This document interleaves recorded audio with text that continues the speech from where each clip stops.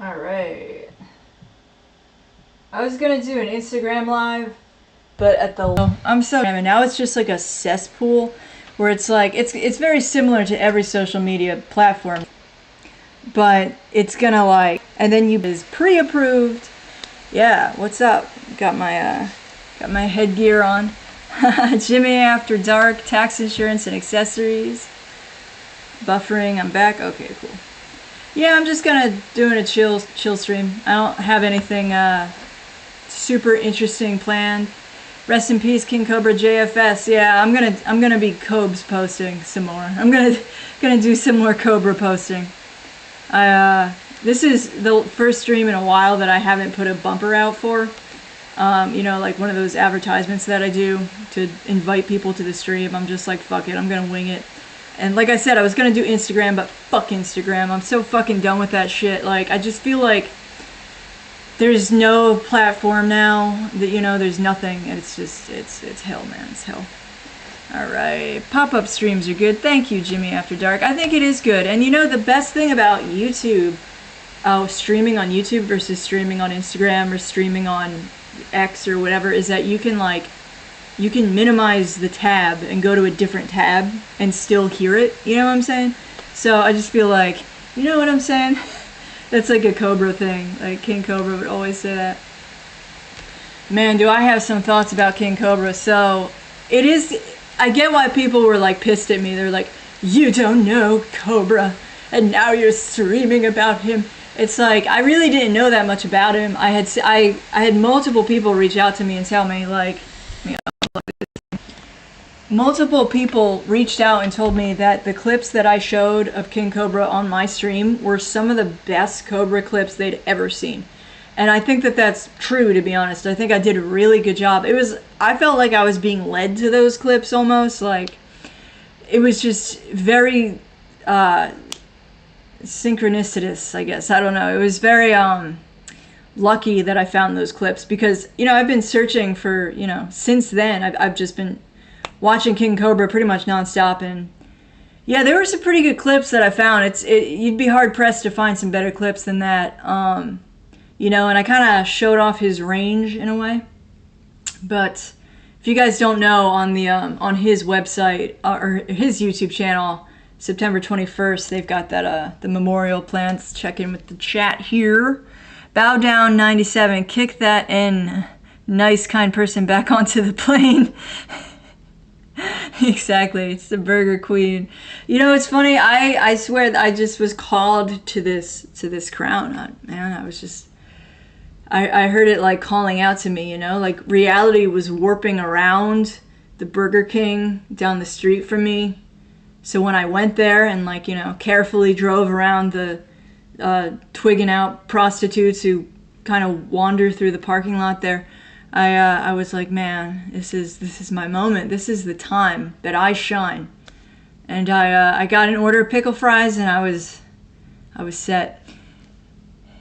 Coco Smokes, okay. Can't ban me here. I don't know about that. Tax insurance and accessories, welcome. Mind your manners. What other streams do you comment in? Yeah, that's what I'm curious about too. You're beautiful. Thank you, Natal Garcia. So yeah, gonna be some more sad posting about King Cobra, honestly. Like it's hard to, there we go. Gotta get my pose. Dude, yeah, I think probably the reason I didn't vibe with him right away when Eggy showed his clips was I think he was showing videos where Cobra was like coughing a lot, which is gross to me, and I'm like, I'm not really into this grossed out stuff, but like, man, Candy Calzone is, I cried laughing when I first saw Candy Calzone. There's just something so funny about it, but you have to like physically be watching it. You can't just hear it in the background. You have to like be watching that video. There's just so many tiny like little things, and a lot of it is unintentional on his part. But it's like, dude, it's so fucking funny. It's so hilarious. So yeah, alright, let's talk about some stuff, I guess. Hey, Kirix. That's right, I got the regalia on tonight. So yeah, King Cobra, September 21st on his channel. It's weird because that's the night that you have that second new moon in Virgo that I talked about, how we had like a ton of Virgo energy that like shut down the lion, cobra, serpent energy, because that's how that functions symbolically. So there's that second new moon in Virgo that day, actually, and it's the autumn equinox, like not actually that day. So the 21st, that's a Sunday. Monday, 2:11 p.m. is the exact moment of the autumn equinox, where you have equal, I guess it's not really a moment, it's a day, right? Oh no, it is a moment, because it's the moment that the sun passes into Libra. That's what I mean by the moment of the equinox. Even though the equinox does describe a day of equal light and equal night, right? I think people get that. But yeah, it's the day of Josh Saunders, aka King Cobra JFS's celebration of life. Also that day, Mars enters Scorpio. And in the egg chat, I was like predicting, I was like, Eggy will come back when Mars enters Scorpio, which I think is a good guess. Eggy has since come back for like a Cobra memorial stream, and like, I think he came back for another stream too, but I'm not sure about that. But the thing is that Mars rules brothers, and like there's like a lot of brotheriness. So I'm looking forward to that. September 21st. It's a spooky day. Last autumn equinox, I had like the most intense spirit visitation that went while I was sleeping at night. It was so freaking intense. Scared the hell out of me.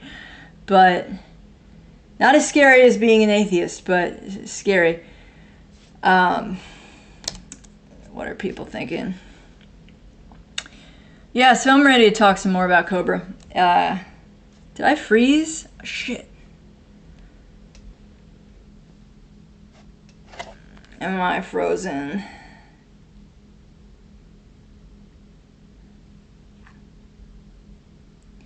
Am I freeze, frowny face? Oh, it's that thing where you can hear the audio but you can't see the... Okay, yeah, hold on one second. That's what I get for not really giving a fuck.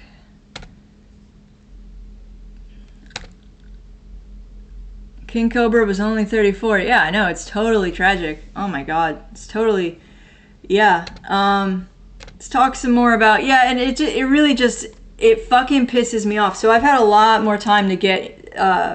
become familiar with King Cobra and his work and his personality and things like that. And, you know, all the different documentaries on him. There's a lot of documentaries about that guy. And there's that one called Empire of Dirt. Bro, that documentary pissed me off a lot. And it's like, I have nothing against the guy at that channel, but like, it was just, dude, that documentary, first of all, titling it Empire of Dirt is such like a backbitey, just bitch move, like calling it Empire of Dirt. Like, fuck you. Like, I knew instantly that was from the song Hurt, and I'm like, that's a shitty thing. It's not even true. Like, it's just that the person who runs that channel has such severe daddy issues that permeate his brain so much. And this is like, literally he addresses all of his videos to his dad. And I'm sure if you called him out on it, he'd be like, no, I'm just doing it for like, it's just like my thing. And it's like, no, it's because you have daddy issues. And he's basically projecting his self-loathing onto Cobra, onto Josh, and being like, oh, this fucking loser. I know that. I know how it works. I have lots of narcissistic friends who do that projection shit. And, you know, someone like Cobra, they treated him like a lol cow, because really what it comes down to is that they couldn't make him hate himself. They hate themselves, and they couldn't make him hate himself. Even though he was weird, even though he was fucked up in a lot of ways, he still loved himself. He really did. I mean, obviously, it's not loving yourself to drink that much alcohol. I get it. But, like, no, he was very, like, pro himself. You know what I mean? Like, every now and then he'd get down. That's normal. That's human. But, like, that's what the trolls are all about, man. They want to put their self-loathing into you, okay? I've seen it a lot. That's the pattern. And that was why they fucking hated Cobra, because they couldn't make him hate himself. Keurig says, Duke and everyone watched Empire Dirt, and the guy kept inserting himself over Cobra.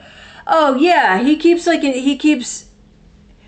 let me see what it just really pissed me off. It was like he would insert himself, and he would make all of these claims about Josh, like, oh well, like obviously he's a pig, obviously he's an idiot, like, you know, not saying that exactly, but that's what he would do. And you'd be like, you have some fucking nerve to say that. Like, first of all, if you're gonna say that in like a heart-to-heart honest way, where the fuck's your proof? You know what I mean? But it was like just seeing what that guy went through, where it's like this gaslighting. It really was this gaslighting process where that documentary pissed me off, because there was so much gaslighting in that documentary, where it was like, it's the thing is that these people were, these trolls, the people who gave him shit, they were afraid to love him. And I know that sounds like gay, like I'm making that up or I'm being cheesy, but no, for real, like that's the pattern you see with these personality types, is that like they're afraid to love, they're afraid of intimacy, you know, you can look that up, it's a real thing. And I think they were afraid to love Cobra, you know what I mean? And that's kind of why because there's no reason not to fucking love him. Like, he was just a very likable dude. He really was, like, but yeah, I don't want to, like, call that guy out. I don't care. I don't give a fuck. It's just, there was a lot of nastiness, cruelty, and just general gaslighting in there. It made me want to, like, I had this idea for a video, and I'm not sure if I'll make it, but it's like, imagine if everybody, like, wore pants on the top half of their body, like, over their chest and their stomach. They wear, like, one leg of a pair of pants, and over their bottoms they wear a shirt. Or they wear two shirts, like one on each leg.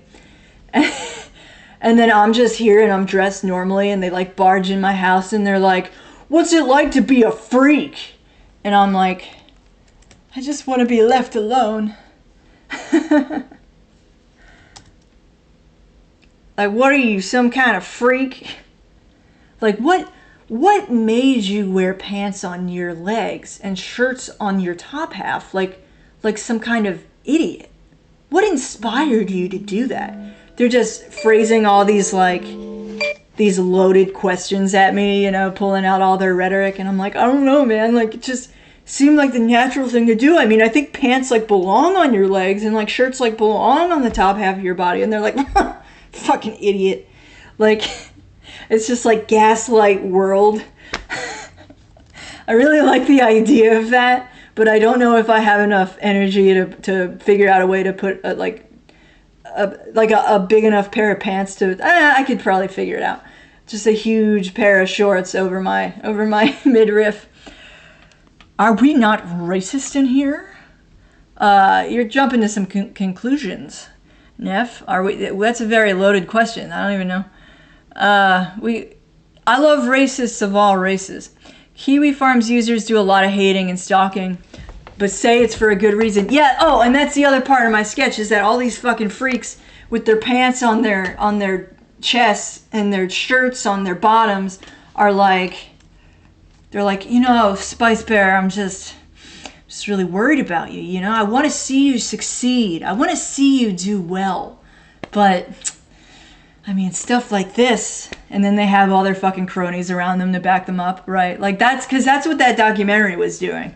It was like, it was kind of, and I'm not saying that Josh was perfect. I'm not saying that he wasn't a little crazy. I'm just saying that it was like a lot of that gaslighty shit in there. If you're too different in any way, many people will instinctively hate you. That's very true, M80 Ball. Welcome to the stream. Good to hear from you. People bullied Terry Davis too, but when he died, everyone respected him. And you're seeing that with Cobra now, where it's like, there are still a lot of people, and I'll get into that because it really fucking pisses me off. There are still some people hating on him, being like, well, of course he's dead. That makes me nuts. He was fucking 34. Like, what do you mean, of course he's dead? And then they're like, well, it was his teeth. I've heard, you know how many comments I've seen say he's dead because he didn't brush his teeth enough? That's the dumbest fucking thing I've ever heard. Like, they really think that they're getting one over on you when they say that shit. They really think that they're like, mind wizarding you. It's like, no, that's fucking stupid. It's fucking dumb as hell, man. It just pisses me off. What's the magical esotericism reasonings by the color green? Well, the color green is actually typically associated with Venus. And I have my little green. A lot of snakes are green as well. I know Cobra's favorite colors were black and green. Very Slytherin-like. Fluoride deficiency. I don't know about that. You brought up the F word. I mean, we got to go down that rabbit hole. But yeah, green is typically associated with growth. The wood element in Chinese medicine. Yes, the wood element is green in Chinese medicine. It's not brown because it symbolizes growth, beauty, nature, things like that. Money is green, right? Because it's tricking you into thinking that it's like this fertile thing when it's really not. Orange and purple. Yeah, I do that a lot, actually. I do that for the planet Mercury a lot. Because I think that orange and purple are like kind of like trickster colors, It is very Halloween. Yeah, one of my favorite color combos for sure. But yeah, you're getting all these fucking assholes be like, oh, Cobra, he's just like, his teeth killed him. It's like, did somebody like, I'm not over it. I'm still very sad about it. Did somebody give him the evil eye? What the hell happened?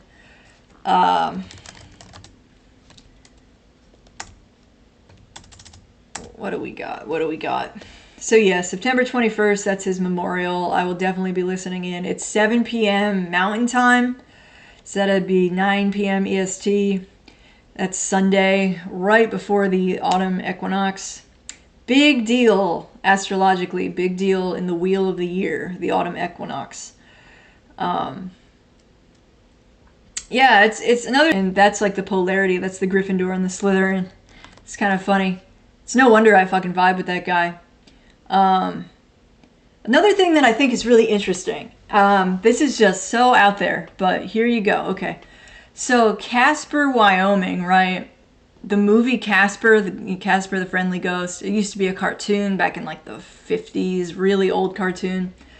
And then there was also a Casper and Wendy TV show way back when. Like Wendy was like a character on that super old cartoon show with Casper in it.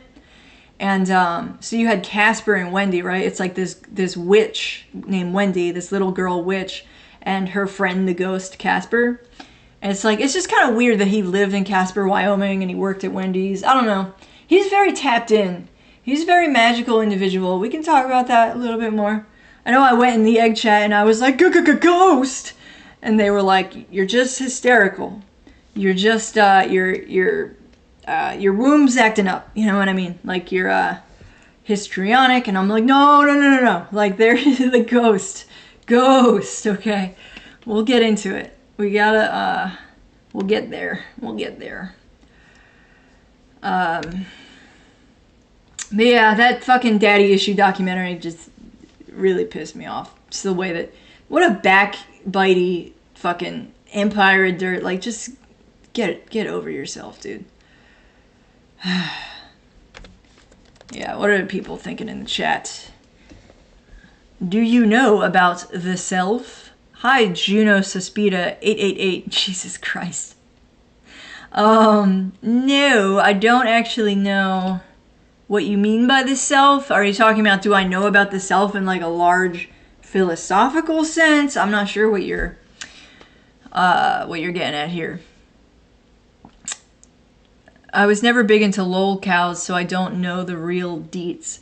I really didn't see him as, I mean, okay, here's the thing, is that, like, a lot of the lol cows are absolutely disgusting. Like, I think, like, I suspect a lot of them are very gross.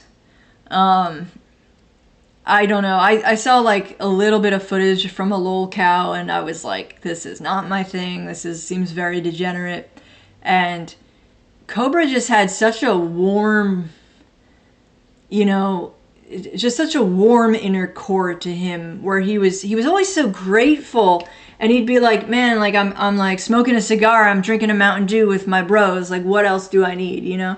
He was so grateful. He just exuded this like simple, not simple in like a retarded way, but like he was so grateful for the simple things, you know what I mean? And that's really what makes him special and what gives him such good vibes. Like I put Cobra on all the time now just for the vibes, and he's great before you're streaming because he wasn't pretentious the way he would stream, you know?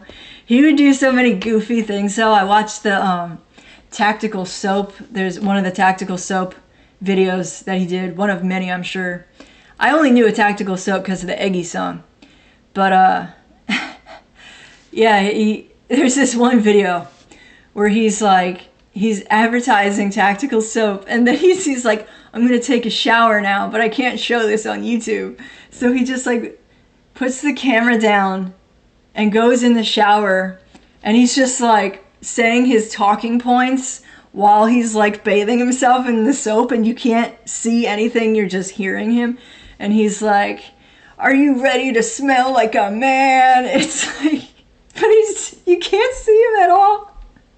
It's so funny, like, just who would do that? Like, who would have that fucking idea and be like, this is what's going down? Like, that's what I mean when I'm saying vibes. Like, he just had the best vibes. But yeah, okay, I guess I've strung you guys along enough, I guess. So I have had a lot of sleep paralysis type experiences in my life, especially in the last couple years. It really just started. But basically, I had all of these synchronicities around King Cobra. And, you know, a lot of that I covered in my King Cobra video, where I'm talking about, like, the Leo symbolism and the Virgo symbolism, and how it showed up in my real life, my everyday life, and like all these different like mundane symbols that I was finding. And after I did that stream, because I did that stream really to like honor his memory. And this is the thing that I do have to explain about my relationship to King Cobra that I think a lot of people don't understand, is that this was weird. When everyone felt like they had lost a friend when he died, in a weird way, I kind of, because I just started watching his videos, like I don't even know how I was led to them, but you know, I started watching his videos and I felt like I had gained a friend. So I had like this weird euphoria. I was like elated while everyone else was super, super sad about it because they already knew how great he was, right? After he died, and like, I don't know how I somehow got sucked into that rabbit hole. And yeah, I was just like, man, this is like great. And then it took me like a much longer for the loss to kick in, you know what I mean? I had a lot of people tell me like I bawled my eyes out when I heard about King Cobra, and I'm like, I get it. Like, yeah, I was, when it finally hit, man, did it fucking hurt. It hurt knowing that guy's gone. It sucks, dude. I hate that he's dead. I hate it. But okay, so basically directly after that stream, because I really felt like there was just so many weird synchronicities, I was like, we're doing this like to send off King Cobra. Like, this is for King Cobra, you know, for his spirit. While I was drifting off to sleep, I had this vision of him just like come to me sporadically, and I'm like a pothead. I don't usually get too many visions or dreams. But it was just like him, and he was in like this throne, and I think he was wearing, I don't remember what he was wearing, but it was extravagant, like a king. I think it was probably green and black, and he was just like smiling, like his crazy manic smile, and he had like it was like a dachshund in his lap. He had like a dog sitting in his lap, but it had like long white gold fur, but it reminded me of like a dachshund. I don't know. That's what I saw. It's like a wiener dog, you know? I was like, what the fuck? And then I remembered that like I did leave out some food, some dog food next to his offering so that he could have like a dog spirit companion. I don't know. It just struck me as that was the thing to do. I don't know. I'm new to this. Like, I don't, you know. But the following morning, around 5:30 a.m., I had this like lucid dream kind of experience where I was in my head, in my dream, I was thinking that I was talking to someone about the movie Casper, weirdly. And it was as if someone was asking me, like, have you ever seen that movie? And I was like, oh my God, yes. Like, that movie is burned into my subconscious. Like, I've definitely seen the movie Casper. And it was just kind of like this weird lucid dream where I was like remembering the movie. And some of you know why that's a little strange. But then, so I was like answering like, yeah, I fucking know the movie Casper. Hell yeah. And at that moment, I felt towards the bottom of my bed. Man, okay, so normally when you have sleep paralysis, what you end up feeling is an animal jump in your bed. And I don't know if you've ever had a cat or a dog, you know that specific feeling of an animal jumping in your bed and kind of like rebounding. So you'll feel like 4 limbs on you. That's like typically my experience with sleep paralysis. There is some variation there. But this time, I felt like boom, boom. 1 foot on either side of me. This is all while I'm asleep, but I like felt it so clearly. And like the feet went down like a foot in the bed. It was like, I'm here. It was so intense. And I was like, oh, okay. And like, then I felt this spirit spread out over top of me. And it was like from the bottom of my feet to the top of my head, and it was on top of me. And I knew that this spirit probably was not evil, but it's just so fucking freaky when it happens. Here's how you get out of sleep paralysis, okay? I can teach you how to get out of sleep paralysis. Focus on moving your fingers ever so slightly, like just a millimeter. Just focus on moving your fingers, and that'll wake you out of it. And it worked. So I was like, okay, this is really strange. I can feel this thing on top of me. And then I jolted myself out of it by the finger wiggling. And then I was like lucid, and I was like, okay, someone's here. And I was kind of like just looking around. And then I fell back asleep. And I felt it again. And it was exactly the same. It was boom, boom. I'm here, like 2 feet over top of me, and then it came all the way over my body again. And this time I actually looked, and I don't normally do that because I'm so freaky, but like, it's so freaky. I'm so freaky. It's so freaky that I don't normally want to look. But this time I did, and when you're looking, you're not really looking with your physical body because your physical body is paralyzed. You're looking with your astral body. So I used my astral eyes and to look. And over top of my left shoulder, I just saw this like black veil. And it was very odd. But the veil is really interesting because, so I talked in the King Cobra stream about how the black veil in Harry Potter is like, they find it in the wizarding CIA, the Department of Mysteries. They have this, they have like all of this weird stuff, like they're studying time itself, and they're studying thought itself and consciousness itself, and then they're studying death itself, and that's symbolized by this black veil that's hanging on this marble archway in Harry Potter. And the thing that's really interesting about that is that black veil, that's basically what Dementors have too. That's what Dementors are. They're just all veil, you know? That was kind of interesting to me when I put that together, because Dementors in Harry Potter, that's a lot to get into right now, but yeah, there's for sure a connection there where you have these life-sucking beings that look like Grim Reapers, basically. They're just like these black floating cloaks. And yeah, and then you have there's a sense of like, why is a black cloak so scary, right? Why is just a disembodied black cloak floating so terrifying to people? And it's like that fear of the unknown, right? So that's the black veil, that's death as well, that fear of the unknown. Kind of interesting. But yeah, it was really weird. I remember just looking and seeing this like misty, fluttering black veil over my shoulder and being like, oh. And that actually clicked for me with something else. So a couple months ago, I was, I think I was invoking Uranus. Okay, I think I was invoking Uranus, Kailus, the sky god, okay, the planet. And Uranus represents the internet, but he also has a strong association with fairies. And I can get into that, but yeah, Uranus does represent the internet and also fairies, the Fae.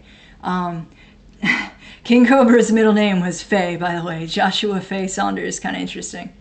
But yeah, so when I was invoking this planet, okay, Kailus, I don't want to say Uranus anymore, invoking Uranus, and I would just get these like images, I would get these dreams, and one of the things, he told me, you know, he is basically what I would refer to Uranus as. He told me that he is associated with the fairies, and he was like, "You're gonna start seeing them now." And I was like, "Huh?" Because it was kind of like that was in a dream on its own. I just heard, "You're gonna start seeing them now," and I was like, "That's okay. What?" And then I started having these dreams, and here's the thing about these dreams: they were moments from the past that I had witnessed recently, or even sometimes not recently. They were moments from the past, but I was seeing an entity in that scene that I had not seen while I was actually in the moment. It was like I was seeing a fairy that was there the whole time, but it wasn't there. I didn't see it when I was awake. You see what I'm saying? And when I say fairy, by the way, so ghosts are kind of like a type of fairy. They're really not that different. You have this range of spirits where fairy is an umbrella term for what they are. And you know, the Tinkerbell psyop has people thinking that fairies are just like these fluttery things, and I have actually seen a fairy with wings before, but that's a different story. But yeah, so anyway, I had this, weirdly what I saw in that first dream was I saw what I was seeing as I drove out of the gym parking lot, and I was behind this SUV, but I saw like an entity climbing on the window of the SUV. Like the open driver's side window, like it was like a Terror at 1,000 feet or whatever. Or if you know the Simpsons Halloween special where Bart, it's like that episode of the Twilight Zone, but the Simpsons version where he's on the bus. Oh my god, it scared me as a kid. I was so scared of that Treehouse of Horror episode with the demon on the bus. Oh my god, he's crawling on the outside of the bus and only Bart can see him. But yeah, so anyway, it was like that. That was like the first fairy that I saw, and then one of the other fairies that I saw after that was so in Schizo Territory 1.5. If you haven't watched Schizo Territory, check it out. It's on my channel.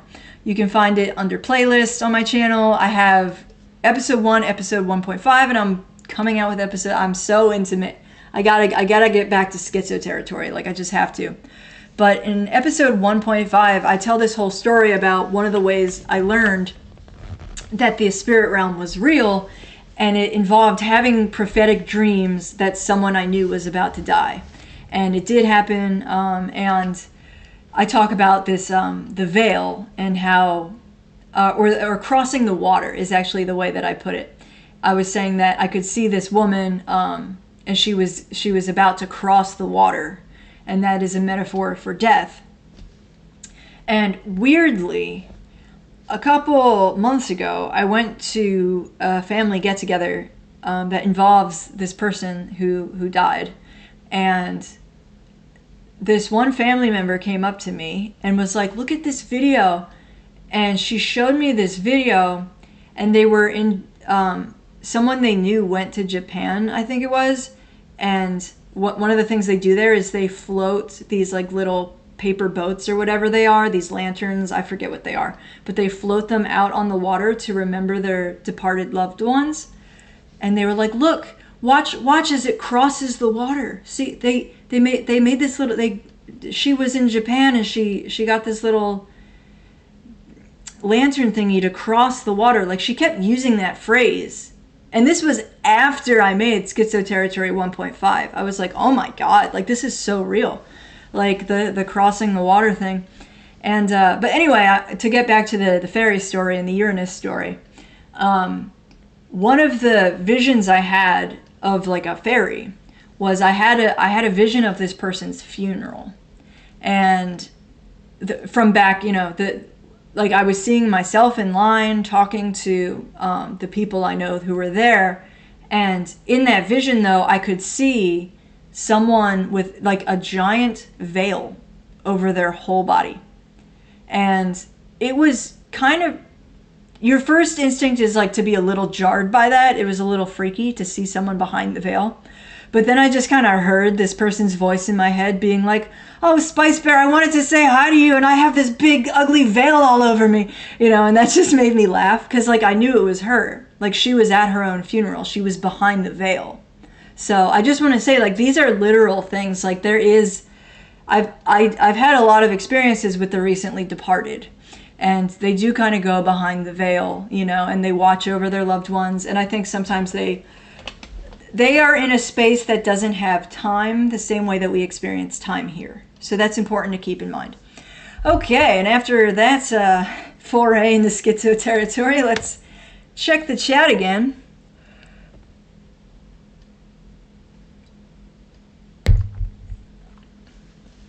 You'll never get back to schizo territory unless you stop relating man-made media with real life.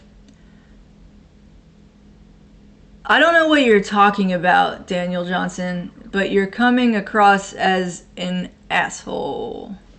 Behold the lunar princess. Thank you, Wanderer. Assuming you're referring to me and not some crazy drama queen in the chat. Toyota Technical says, hey, SpiceBear, Emperor of Texahoma. That's right. Dragoon Emperor Bear here. Hope you're doing well. Feeling much better lately. Good for you. Shay equals fairy. Yeah, so Sidhe, I believe it's pronounced like Shay or she. It is not pronounced the way that you think it is. Just basically because it's, you know, Irish, Gaelic. I think of, more people saying I think of she when I think of fairy. Yeah, that's what they are, exactly. Like it's very interesting. One of my favorite books about fairies is, oh God, I'm not gonna not know the name of this. William Butler Yeats. He released a book called The Celtic Twilight. The Celtic Twilight by William Butler Yeats. And Yeats is actually spelled Yeats, Y-E-A-T-S.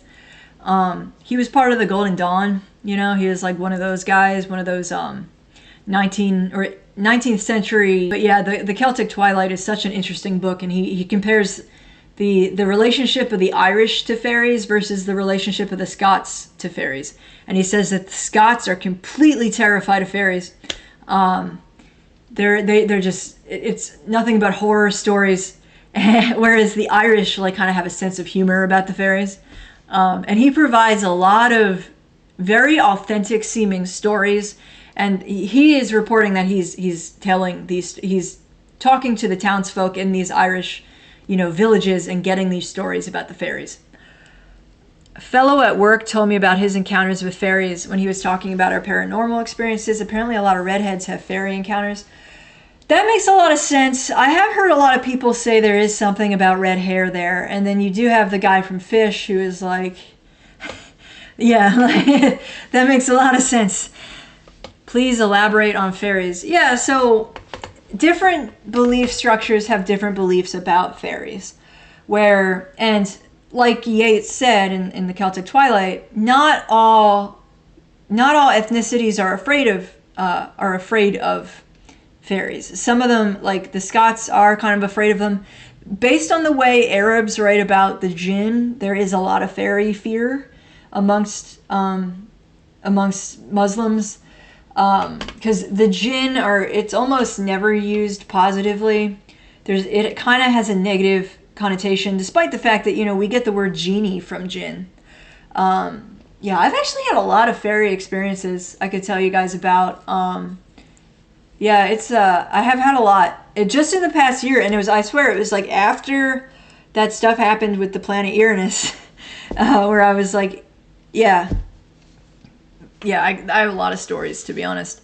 But that's cool. I mean, like, you know who has a fairy story? I don't know if I've teased this before on this channel. You know what alt-right dream dreamboat has a fairy story that you'll never hear him refer to as a fairy story. Oh, okay, that's me saying it. Devin Stack of Blackpilled has a fairy story. He should tell the world his fairy story. All right.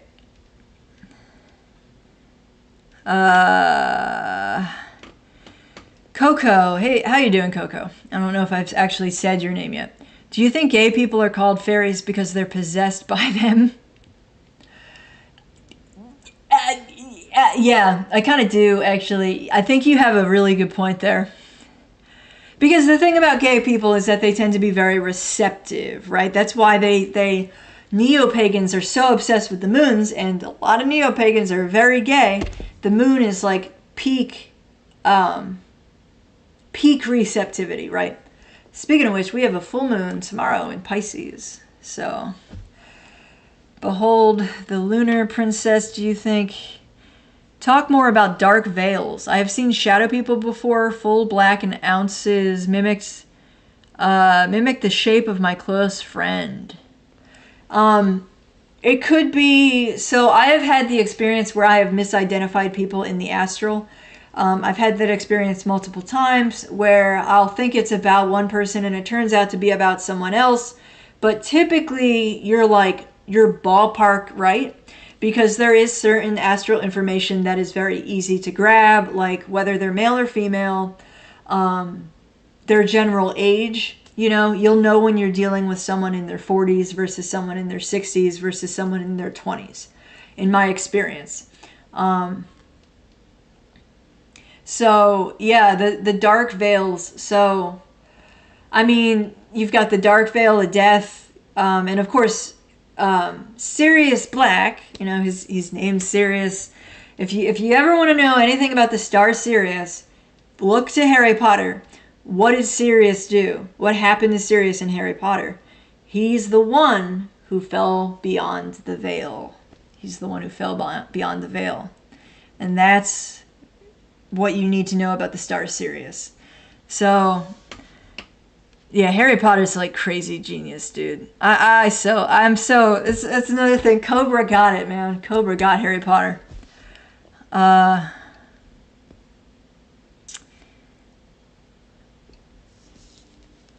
Fear is pronounced far and means man. Okay, thank you, Mysil.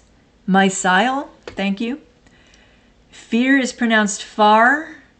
Sidhe means of the other world. Fairy is an anglicized version of far. How do you pronounce Sidhe? Is that she or she? I think it's she. Like banshee. So the word banshee, it's actually like B-A-N, and then that word that's driving me crazy right now, like the Gaelic word for fairy. So a banshee is a type of fairy, and banshees you would see them shrieking near like a ford, like a water ford, and they might be washing clothes at the ford as well. And if you ever see a banshee at a ford washing a bloody garment, it's not so good for you. It's not so good for you. I actually had one of my most profound fairy dreams was, and this is kind of cutting out some of the finer details, but I saw a fairy type spirit washing clothes, and I was like, am I gonna die? Well, actually, I saw the fairy washing clothes. Or I don't know for a fact she was washing clothes. She was doing some kind of chore in the backyard of the house I grew up in, next to the tree in my backyard. And so she was doing this chore, I think it might have been washing clothes, but I'm not sure. But a couple weeks after that, I was going through my notes, my old notes, and I found all of these notes on the fairies, and I had notes on banshees, and it said about them washing clothes and it being this death omen.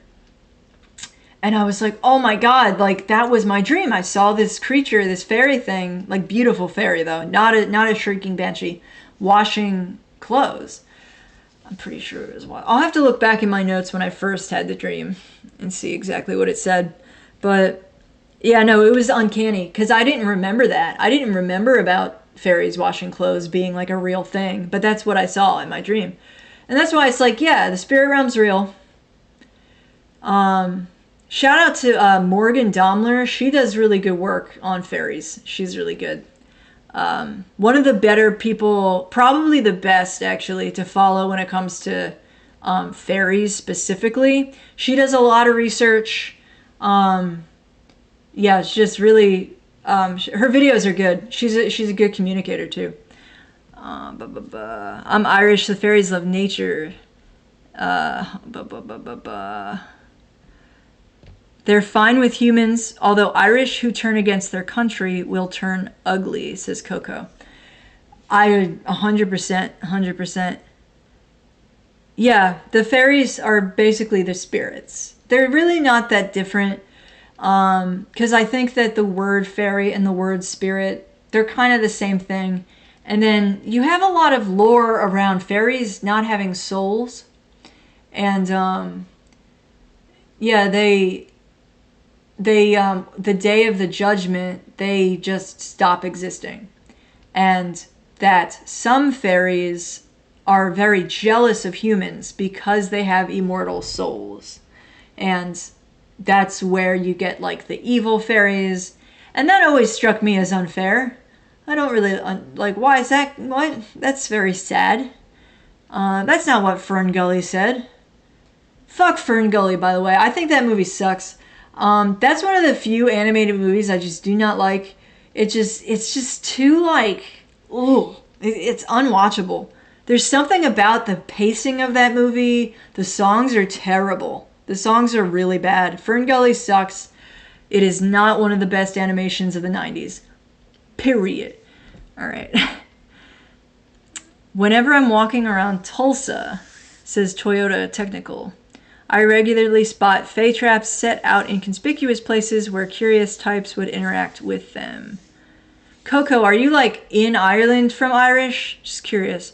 Humans who love nature get along with fairies.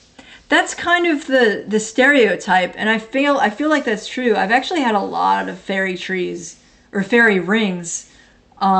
Right. So this is okay. We're talking about fairies. I might as well tell you guys like all my best stories. So another one of the visions I had while I was sleeping, like not too long after this like Uranus invocation thing, where you're gonna start seeing them, and I'm like, seeing them, what does that mean? So I had this dream, this like very quick vision of one of the windows in my house. It's like this one kitchen window, and it looks down the driveway, and in the dream I saw like a fairy, and it was knocking on the window like, hey. But I mean, I don't know that he was a fairy. Now I suspect it, but he was a black dude, and he had dreadlocks. He was wearing like clothes that weren't like new. They kind of just looked like he was just wearing like all this like white, like cream white color. And he was like trying to get my attention. He was like, hey. And I was like, whoa. I was very startled to have this wonderful fairy black gentleman at my window. It was like a very jarring dream in that way, and he was also like trying to get my attention. And a couple of days later, like literally like a day or two later, there was this woman who was like scoping out like one of my dad's tools on our property. Like she parked in my driveway, thought I didn't see her, and was like on the phone pointing, like she was pointing to something over and over again that was on my fucking property. And I was like, that's fucking weird. And then she came back later, and then there was like another girl that came and parked in the driveway. It was super fucking weird. And I was like, was he warning me about this bitch? So I was just like on guard for a while there. And then I started leaving offerings in that part of the garden, where this fairy was standing. And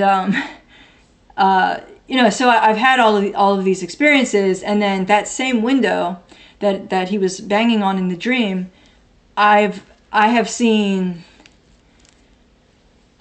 2 like almost complete, 99% complete fairy rings directly in sight of that window. Like, and a fairy ring is when you get these mushrooms that appear in a perfect circle. And I don't know if you've ever seen that in real life, but it's way cooler than you think it's going to be. It's it's just so exciting to see a fairy ring, to see this circle of mushrooms. And it's like this perfect circle. It's like so beautiful and divine. So yeah, it was like, and it's right in sight of that window. So I'm like, okay, like, just respect nature, right? Let's do our best, because them fairies have a temper. Ask the Scots. I do wonder about that. Why do the Scots fear the fairies? Blood moon tomorrow. That's right, Daniel Johnson. 80% of the earth will see it. Lasts an hour. Do you ever fast? I have. I did a lot more last summer. I should again. It's something that you really do kind of have to plan out. You have to plan it out or you'll fail. But it's okay to fail. It really is. Fairy also means fair. Hold on. Fair for fair-headed. In Ireland, the warriors of Ireland had fair hair. Okay. Farshi is the pronunciation. Okay. I've heard that. So you're saying that fair comes from the word, the Gaelic word fear. It's spelled fear. Fear. Okay. So it's Farshi. Yeah. Interesting.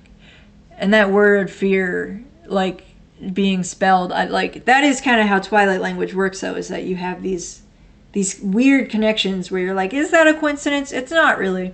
With language, it's rarely a coincidence. Like, there is some connection. You know, I'm not saying that they called them. I'm not saying that FEAR means the same thing in Gaelic that it means in English. I'm just saying that the fact that that's the word, that's the translation of the word, does kind of tell you something. I think there is a little bit of fear. So Farshi, Henry Ford. About the banshee, they cry when an old Irish heritage person dies. Yeah, that's one of the interpretations I've heard. When I die, a banshee will cry. It's to do with how ancient the land is. Oh, that's beautiful. Wow. Yeah, and that's what I feel like a lot of Americans are missing, is that ancient connection with the land, you know? It's an issue. If only the whites lived where whites live, and the browns lived where oh no, let me not get in there. We still got to talk about Murdoch Murdoch. Oh God, I'm so excited to talk about Murdoch Murdoch. Yeah, man, I wish I could live in Ireland sometimes. I feel like I have the strongest connection with Ireland, even though statistically speaking, I'm mostly English. God knows there's a ton of intermarriage there with just all of the UK. All of the UK is very intermarried, to a point where they're little statistical tools to figure out whether you're really Irish or really English. It's like, well, I mean, who's to say you weren't somebody who was like old school? You know, maybe your genes don't fit in well with the native population's genes, but you've been there for thousands of years. You know, like that's one of the reasons that those tests aren't. It's such a nuanced statistical question, the question of ethnicity, like by blood, race, whatever you want to call it. it's such a nuanced question that you can just never trust a company like 23andMe to fucking sort that out for you. Like, there's no way, guys. There's no way. So just putting that out there. You'd be better off going on Ancestry.com to figure out your ancestry. Yeah, and the other thing about banshees is that typically when they were washing the bloody clothes, what I read was that meant a like someone was going to die in a war typically, or like in some bloody fashion, and that's what the blood was about. That it would be like, yeah. Aw, Coco, I'm jealous. I want a banshee to cry for me. I wish I was connected to the land. That's one of the reasons I hate Delaware. I'm just not connected to this land at all. And me and my dad both have dreams about South Jersey, like, all of the time. And I'm like, that's because we're, like, connected to the land spirits there. Like, we actually have a connection with the land spirits. I have more of a connection to the land spirits of South Jersey than I do Delaware. And I do think I might have a little bit more of a connection with, like, certain land spirits in Pennsylvania. The Jersey Shore is weird because I grew up, lots of my childhood I spent on the Jersey Shore, at the Jersey Shore. And I'm talking about South Jersey, not the Guido Jersey Shore from the MTV show or whatever. But yeah, I don't know. The spirits of the Jersey Shore that I go to are so potent, where they will give you the weirdest fucking dreams, and like they'll just kind of insert themselves in your brain, and they'll make you see all kinds of things, and they can be very uncomfortable. And I do sense like a certain, I'll just tell you, it's Cape May County. There is a certain darkness in Cape May County that I just can't put my finger on, but there is like a creepiness there. And I always like remembered it from like driving down the shore as a kid and passing all those old cemeteries. And I would just have like these, I don't know, maybe it's not that it's evil, maybe it's not that it's dark, maybe it's just that it's such a liminal place because it's a resort town that's a peninsula. And on one side you have the bay, and on the other side you have the ocean. And I think that just settings like that kind of attract spirits. So you have that super liminal space, you know? Ireland is where the Emerald of Thoth landed. That's why it's called the Emerald Eye. Dude, I need to come. That's awesome. You have some knowledge, Coco. Thank you. An angel met me in my dream. GG122. That's pretty cool. Cry the Banshee, Sick Jam by Pagan Altar. That's awesome. Legendary New World Order Black Hair Metal? NWOBHM, am I right about that? Did I get the acronym right? Need to catch the lives more. This is peak. This is totally unplanned. Like, my best live streams are when I'm just having a good time. Like, I swear, when I plan my live streams, I don't know if they're so fun. I love the nature of a live stream, doing it live, you know? Well, do it live. Taj Vanu, thank you. Thank you for streaming, Queen. Thank you. Thank you for showing up. It's cool to hang out with people. It really is. I heard about mermaids not having souls. Apparently that's why the Little Mermaid wanted to be human. Yeah, that's in a Hans Christian Andersen. So Hans Christian Andersen wrote The Little Mermaid. He wrote Thumbelina, a couple other fairy tales. If you read The Little Mermaid, he wrote what was it called? The Elder Tree Mother. I talk about that in one of my live streams from like February. Where, yeah, it's a really beautiful story about the nature of the elder tree, the magical nature of the elder tree, and like its connection to memory, the spirit of memory. It's very gorgeous. But yeah, and Hans Christian Andersen, he writes a lot about spirits, to be honest. And yeah, The Little Mermaid does talk about at the end she gets rescued by the spirits of the air. So that's completely different than the Disney movie, right? The Disney movie is like evil. It really is like it's a weirdly evil movie, but Even though like I don't completely hate it, I have a soft spot like for the character design. I think it's fine to like have like pictures of the Disney stuff. Like I don't think that's evil. I don't think that's subverting. It's something about the process of actually watching that movie that's very like draining. I don't know how to explain it. But yeah, it's spirits for sure. He was another one who talked about fairies and spirits. Hans Christian Andersen, all his old fairy tales. Do bicycles belong on the road? No, fuck no. I'm actually not. Or on the sidewalk. I hate bicycles on the road. I hate them. But, you know, it depends. I mean, it's possible to design a place that's... I fucking hate them. I hate them. I never had to ride a bike, though. You know, a lot of people have to ride a bike, so... Alright. Fairy rings. Anytime you want in RuneScape. Bruv. The crown makes me think you're about to ask for a glass of water. Oh man, I can't. You can't. Don't tempt me into a... I don't want to channel the king too much because I need my channel, you know. Certain things you can't say. When the king speaks, you listen. All right. It could be just the spirits of the Irish. Yeah, no, I mean the spirits of there's a fundamental mistake I think people make where they think that spirits and ghosts, human ghosts, are very different. They're really not that different. Like, they are, but they aren't. It's just, it's very difficult for a human on this side of the veil to figure out, you know, what exactly goes on after death, you know? So, I think that you probably, I do think that we have a soul, and I didn't used to think that. Even when I believed in God, I kind of really didn't believe in the soul. I do now think that we have souls. Very much so, actually. And yeah, I think reincarnation happens some of the time. I don't think it necessarily happens all the time, but when the Irish and Scots first went to Ireland and Scotland,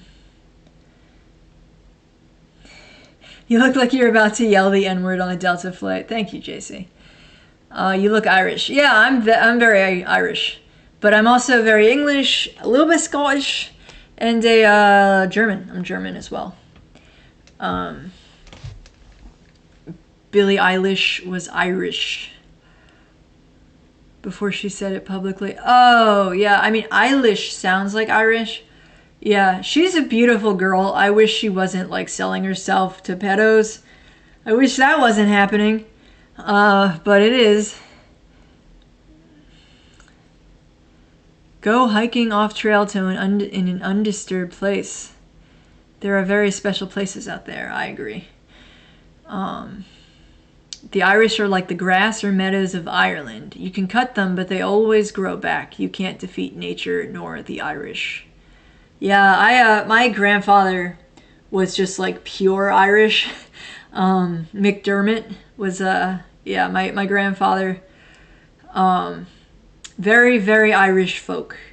And yeah, I don't know, it's he just had this way about him, like he was so funny. You know, the Irish they really are like effortlessly funny.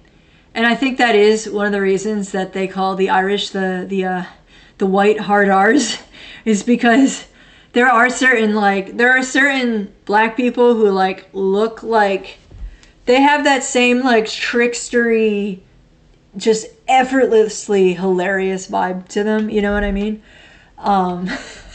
Where it's like there is actually kind of a lot of overlap there. But so I don't know, just little things, you know, like my only inheritance from my grandfather is like a nug of weed. I still have it. I have it in a little prescription bottle that he had it in. That's my inheritance. It's Pop-Up's last stash. It's beautiful, man. It's beautiful. That's an Irish inheritance for you. And then they told me that they called my grandfather Weeds because he would pee in the weeds. That's what they told me all through my childhood. And then when I was like, I was seriously in like my late 20s, and it came up that he was like, yeah, he used to smoke all the time. And they were like, yeah, we didn't want you to know that, like, you're not the only one who was a pot smoker in the family. That's actually why they called him Weeds. It was because he would always be smoking weed. I was like, was he not peeing in the weeds at the side of the highway? Like, what? You're retconning my whole childhood, you know? It's fucked up. But yeah, Pup Up would smoke, and yeah, it's not just me. But yeah, he would be like, so he'd have like the teapot on the stove, and he'd be going for like 5 minutes straight, you know, like, because he just didn't feel like getting up to take the teapot off the burner. And he would just be like, if someone came in, he'd be like, it's not done yet. It's not done yet. Like, that's such like an Irish joke, you know? It's so fucking funny. Hello, Spice. Hi, Kate Czar. First of your streams I'm watching live. Loved the Cobra tribute. I love to hear that. Yeah, King Cobra, man, he will be missed. He will be missed. Italians, they are loud, like good food, and dress in expensive clothes. Scots-Irish, I'm drawn to the shepherding life. Yeah. Look, my style, I'm trying to talk about the Irish here, okay? You don't need to go putting the spotlight on the wops, all right? One thing at a time, okay? We're not going to talk about the Dagos just yet. Like, dude, I think because I grew up in South Jersey, there's the Irish, and then there's just like a ton of Italians. And like, I was never too into the Italians. There are some attractive Italians, okay? I'm not going to say they're all ugly. There's some, it's just, for me personally, the Italians I do like, they have more of a, like, they look more like Anglo. Like, I'm in the Anglo, okay? I'm an Anglo-Aryan queen, okay? Like, I don't date Italians. They're always taking I really admire Italians, like, the way they interface with, like, Saint Anthony. I actually really admire the way that they honor the saints. Italians are great at that. They cook way better. They're way better at cooking than almost any English or Irish person. There are exceptions, yeah, I get it, but no, most of the time, yeah, you want an Italian to cook for you. I'm Scots-Irish and drawn to the shepherding life, yeah. That's cool. Yeah, I'm very Scots-Irish, Anglo. Italians are the most based, in my opinion. Yeah, Italians can be very based, man. But at the same time, I mean, that's what it is. Like, I don't want to be Italian, you know? It's like, I don't want to be Italian. I want to be what I am. Doesn't mean I don't want Italians to be Italians. I want Italians to keep fucking making their spaghetti and their gnocchi and their weird shit, you know? Eating rabbits. All that. Like, I'm jealous of the Italians. And you know what I noticed when I got fucking stuck in Delaware? A lot of Irish around here fucking know Italians, okay? Because Italians do tend to, like, in general, there seems to be, like, more... Unless they're, like, city Italian, then I guess you could be broke as a joke in the city. But, like, in general, Italians, like, want to be where there are resources. So when I moved to Delaware... Tons, you know, there not tons, but there are some Irish around here, some Irish farmers and things like that. No one that's remotely my type for the most part, but maybe I'm looking in the wrong place. But there are no Italians, and the grocery stores around here fucking suck.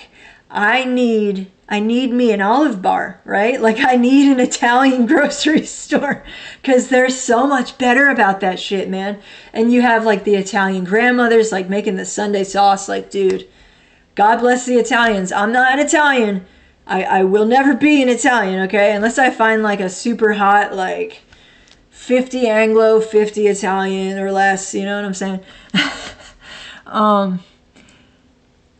God, Murdoch. We got to talk about Murdoch Murdoch. That show, holy shit. We'll get there.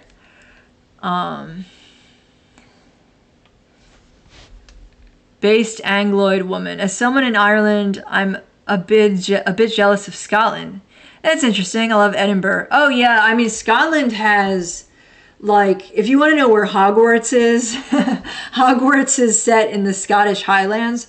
I never realized that until recently. It's in the Scottish Highlands, and that's like, also if you've ever seen an American Werewolf in London, right? American Werewolf in London, when he's like backpacking, I'm pretty sure that's the Scottish Highlands where he gets like bit by the werewolf. And then I think he goes back to London, but that's another really interesting depiction of the Scottish Highlands, because honestly, it's sad how little I know about them, because I would love to know. Like, are you kidding? You think I don't want to know every fucking detail? But it's just like, I don't know, maybe I should have watched the BBC more as a kid, but like I do feel like starved for that authentic like Scots, Irish, Anglo culture, you know? I don't even know what the fuck I was just saying. Sam Hyde's Flat Earth video? No, I didn't. Hi, Chris Pate. I would watch that. I'd give it a chance, see what he has to say. Movie Sinners, I wouldn't like have high hopes about it, but I'd listen to it, you know, give it a try.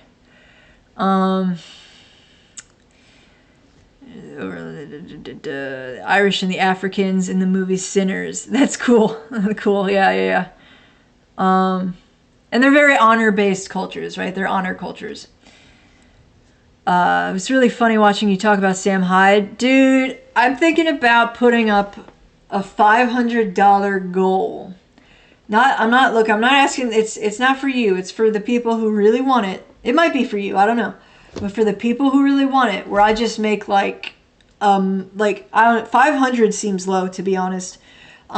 Just like Mondo goal to make a Mondo video about the owner of Mega Mondo Bits himself. Mondo Megabits, whatever it is.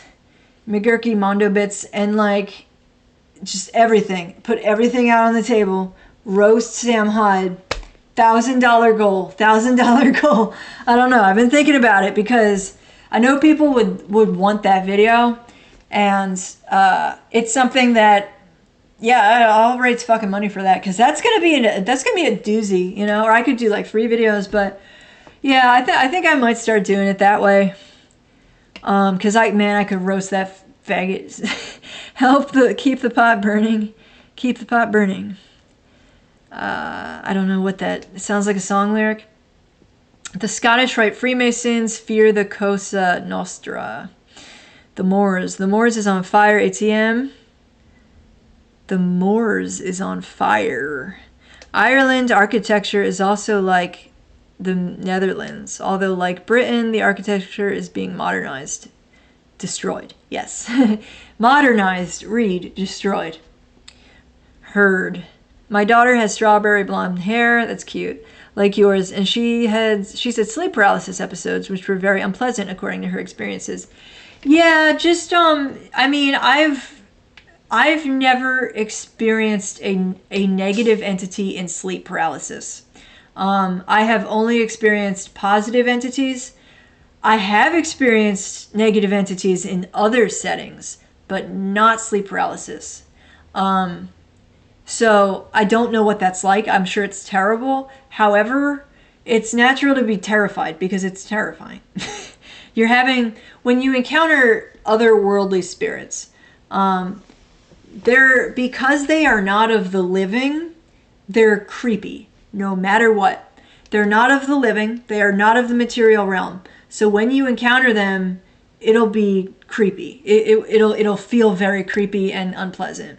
But that doesn't mean that they're evil, and you can learn a lot from those experiences. Like, even when like I felt like those recent sleep paralysis incidents that I described, when I was wiggling my finger just to wake myself out of it because I was so creeped out. It's so overwhelming to your senses. And even though it was a positive experience, and I'm like, man, I wish I hadn't been afraid for that, because I feel like it wasn't like an evil entity. I don't feel like it was trying to suck my soul out. I think that it was just just doing something very natural, which is like spirits get this. I don't know. They have this spirit intimacy. Bruce Lee's movie The Game of Death foreshadowed his son's death. What? Is Bruce Lee's son the guy who died in The Crow? Is that Bruce Lee's son? Or he was some... the guy who died filming The Crow, he got shot and it was like an accident. That was Brandon Lee, wasn't it? I think I'm fucking right. It foreshadowed his son's death. That is fucked up. Well, you don't know that. We don't know that it was intentional, right? I'm not to say that you're claiming it is, Daniel. I'm just saying. I've had dreams where I become blind and it's so uncomfortable I wake myself up by realizing I'm dreaming. Yeah, interesting. Astral project to summon dark entities through sleep paralysis. Yeah, I think, oh, is that how you do it? So, JC, you're saying that the only way for dark entities to show up in sleep paralysis is if you astrally project and get them yourself? Because, yeah, I don't know. The astral projection thing, like, there's so many just... Like, in terms of doing it intentionally, like, I don't know, man. I don't know. Because I don't have the infrastructure that the fucking Chinese Taoists have. Like, you know what I mean? Like, have you ever actively tried to enter into a lucid dream? I don't know. I don't really have that much lucid willpower while I'm sleeping. I got one that whistles and mimics my cats.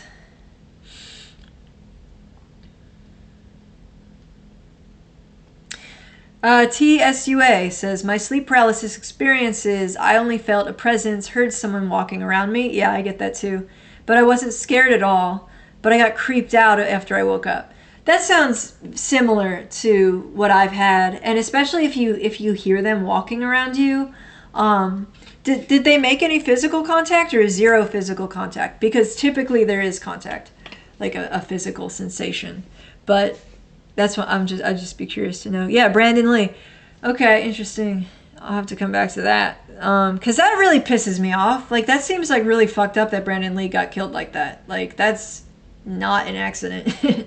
Like, I believe you are the soul, not just have one. Right, yeah. So selling the soul is like selling your true self or like a paycheck. Mm-hmm. I felt like my body was slicing out of my body once. That is, okay, yeah, that sounds actually like astral projection. Some ghost was behind me. This is Parrude speaking. Hi, Parrude. It's hard to tell what it is, just brain, chemical, and supernatural. Have y'all experienced a funny spirit? I experienced a spirit that made me laugh really hard, but then it got creepy later, says the goat. That is... Huh. Yeah, I think I have experienced funny spirits before, but I'm not 100%. So it says I'm at 32%. But if I plug this in, I know I'm gonna have the fan come on. Oh, but I can move my mic, and it doesn't matter if the fan's on. What am I doing? Okay.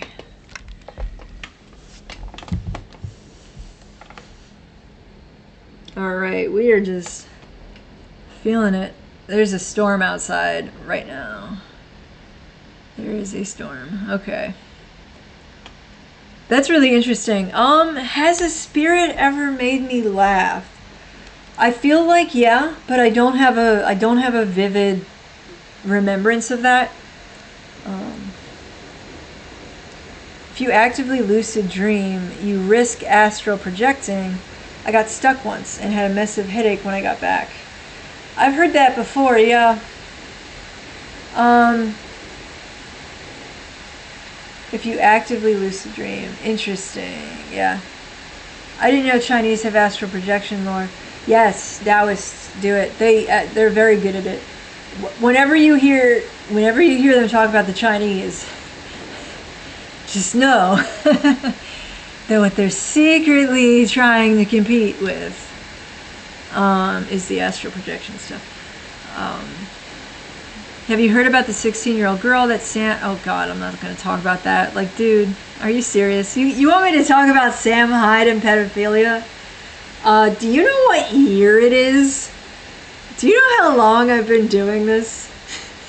Like, it's like, we got so many young bloods, right? We got so many young bloods. Let me move this. Do you often have predictive dreams? Not often, but often enough. Let's get this fucking... Okay. How's this? How's the audio? Is this like weird? I'm actually just gonna... I gotta hear it for myself, because if anybody's gonna be making clips later, it's gonna be me. Alright, let's see what we got here.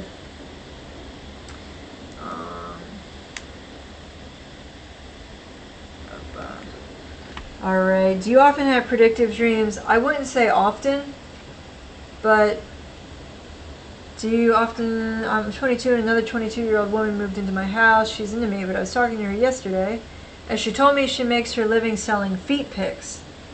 Ted Kaczynski was right. Thanks, Goyslop. This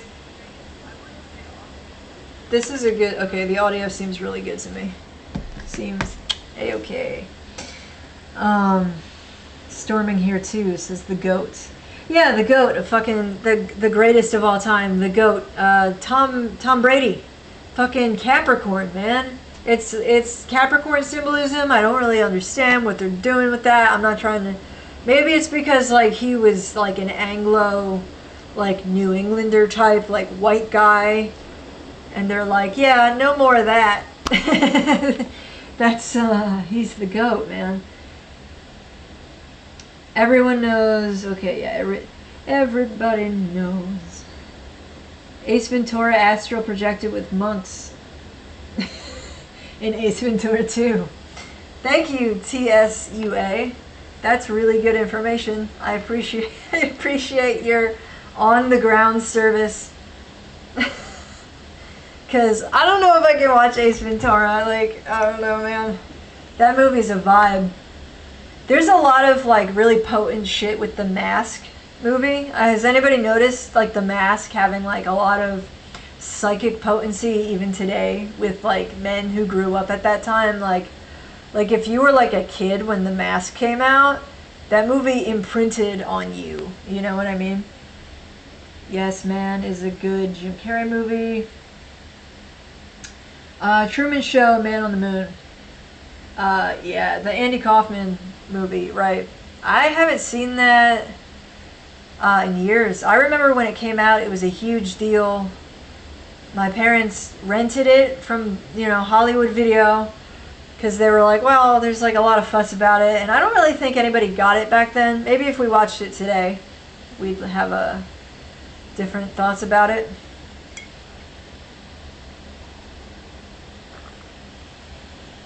Daniel Johnson, who is now number 1. He was number 1.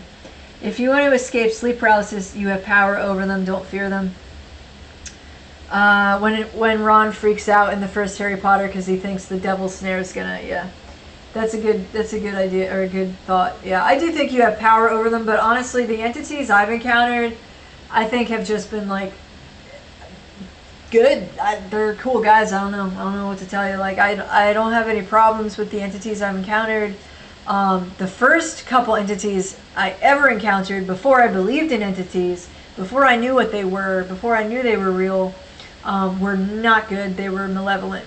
So I do know that's out there, and I do think that it's like, it depends on what you're subjecting yourself to.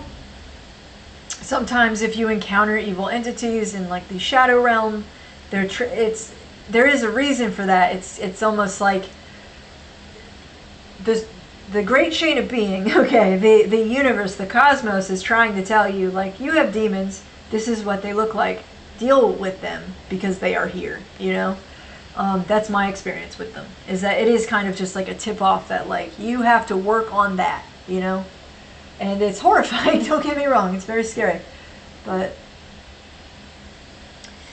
I don't dream that much because I smoke weed. Yeah, before every fast I get crazy, disturbing dreams.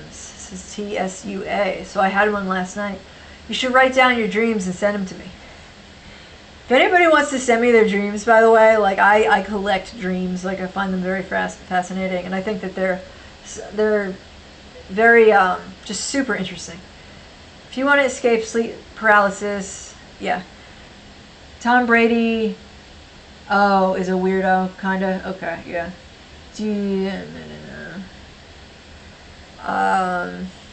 The mask always made me uneasy. Yes, I always hated it. Not hated, but like thought it was weird. Yeah, because it's like weirdly sexual. It's a sexual thing, and that's why that's why it's creepy. Yeah, everybody's getting it. It was a weird era. All right, Murdoch Murdoch. So man, I had to put my foot down with Murdoch Murdoch because I was like, I got notes in here for Rupert Murdoch, the publishing tycoon who like did all the what was it, the not the Guardian, what the hell was it called? The Mirror. Oh guys, the Mirror.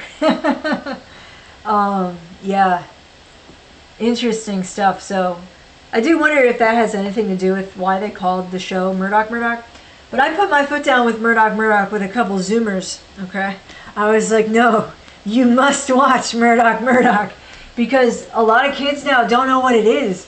And there's a guy, his channel's called Old Sterling, STIRLING, and he's been shouting out Murdoch Murdoch just nonstop, and he's doing a real good job, like collecting clips and just enough that you can like show on YouTube, because it was such a good show. So it was like the alt-right South Park. If you don't know if you have no idea what Murdoch Murdoch is, it was like the alt-right South Park. It was like it was crudely animated, but it was animated at least as well as South Park, put it that way. It was an internet show. It was never on Comedy Central. It was never on Adult Swim, and it was so based and so funny and just perfect and nuanced. Like it was they pay attention to detail. It and they see all the grifters. Like they have an episode making fun of Paul Joseph Watson. They have episodes making fun of Milo and Nick Fuentes. Like all the what you wish South Park was. That's what Murdoch Murdoch is. Connected. Reconnection successful. Okay. Also wondered why it's called Star Lion. Hi, Star Lion. I also wondered why it's called Murdoch Murdoch. Tim Murdoch, White Rabbit Radio, Horus the Avenger. I don't know who Tim Murdoch is. No idea why it's called Murdoch. Yeah, that's another Murdoch. New episodes soon, folks. Okay, public school teacher, how you doing? So we are getting a new episode soon.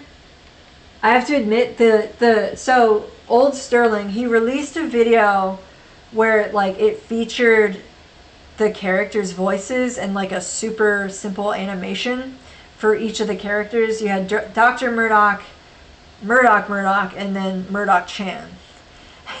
And I just have so many questions. But dude, I'm so lucky that I know what Murdoch Murdoch is, because it's so good, and it's a great like educational tool where like when your kids are like 15, 12 maybe, you know, when it's at the point where you're like, okay, they're seeing a lot of degenerate lefty shit, let me show them some hilarious kind of like degenerate humor, kind of. Well, no, there's a degenerate humor like right wing though, like literally like right wing South Park. So yeah, no, Murdoch Murdoch, mwah, chef's kiss. Just love the show. Oh, Spice, it's actually kind of suspicious. Murdoch Murdoch never had Tom Metzger on their cartoon. I don't know what you're talking about because I don't know the background. I don't remember how they parodied David. You're like assuming that I know a bunch of stuff that I don't know. I don't know why you're talking about Tom Metzger.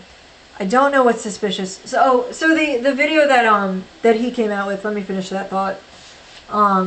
Old Sterling, the video he came out with, he was like, basically there was a little bit of an intro where they had the characters talking, and I just was like, fuck this video, I'm gonna go find Murdoch Murdoch clips. So I watched some other Old Sterling videos where he shows clips, and then I saw some videos. Yeah, the old stuff's just very good though. It's just very well made. It's very funny.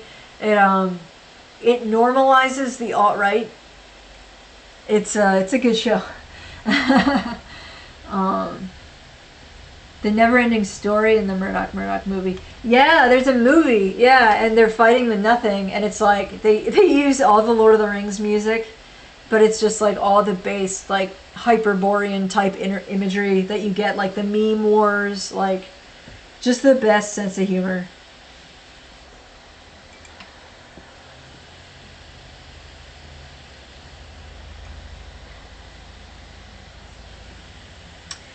MM was perfect, but they never made fun of the right stuff. David Duke.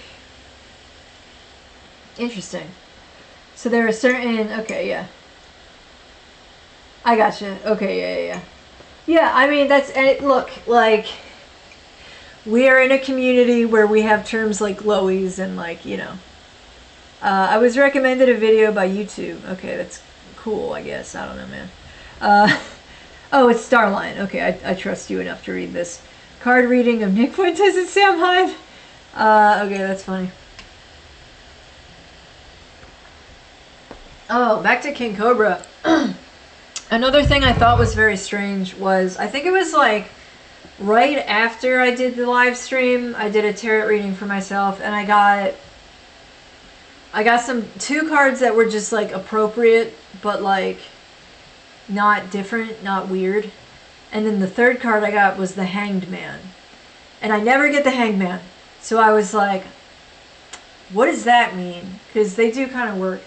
And I was thinking about it, and I was listening to, you know, these documentaries about Cobra, these like, I was listening to bite-sized Cobra vids. He does get kind of shitty in some of his videos. Some of his videos, he's like pretty much respectful, I think. Like the Wendy's saga, he's not like taunting. He's not being like a super asshole. But like there are videos from bite-sized Cobra vids that are like snarky in the wrong way that I don't like.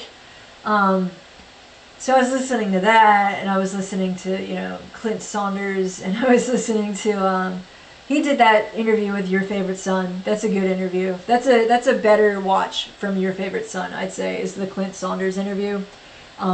That's King Cobra's dad. And King Cobra's sitting there like just with this like posture, like he's been called into like a parent-teacher conference. It's so funny. It's just, you're just seeing the goth King Cobra in the principal's office sulking. It's like so amusing. But you know, King Cobra loved Ozzy, and Ozzy was like the original reality TV star in a big way. You know what I mean? Like Ozzy normalized reality TV maybe more than anyone else. You know, Trump kind of, I guess, did too, but like Ozzy was there from the beginning. The Osbournes was one of the very first reality shows that got pitched to like the masses. You know what I mean? Yeah, it was Ozzy's a big deal in that way, and I think that Cobra's like Ozzy, like his love for Ozzy. Yeah, that probably is what led Cobra to be like a reality star, you know, because that is kind of like, he does like King Cobra is like a type of reality entertainment, you know what I mean? You know what I'm saying? Okay, so I'm just gonna get back to Murdoch Murdoch. But yeah, no, that show's friggin' hilarious.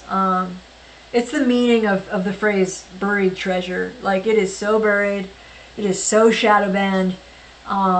And yeah, they're bringing it back all of a sudden. I don't know, but like, go watch the old episodes of Murdoch Murdoch. It is so funny.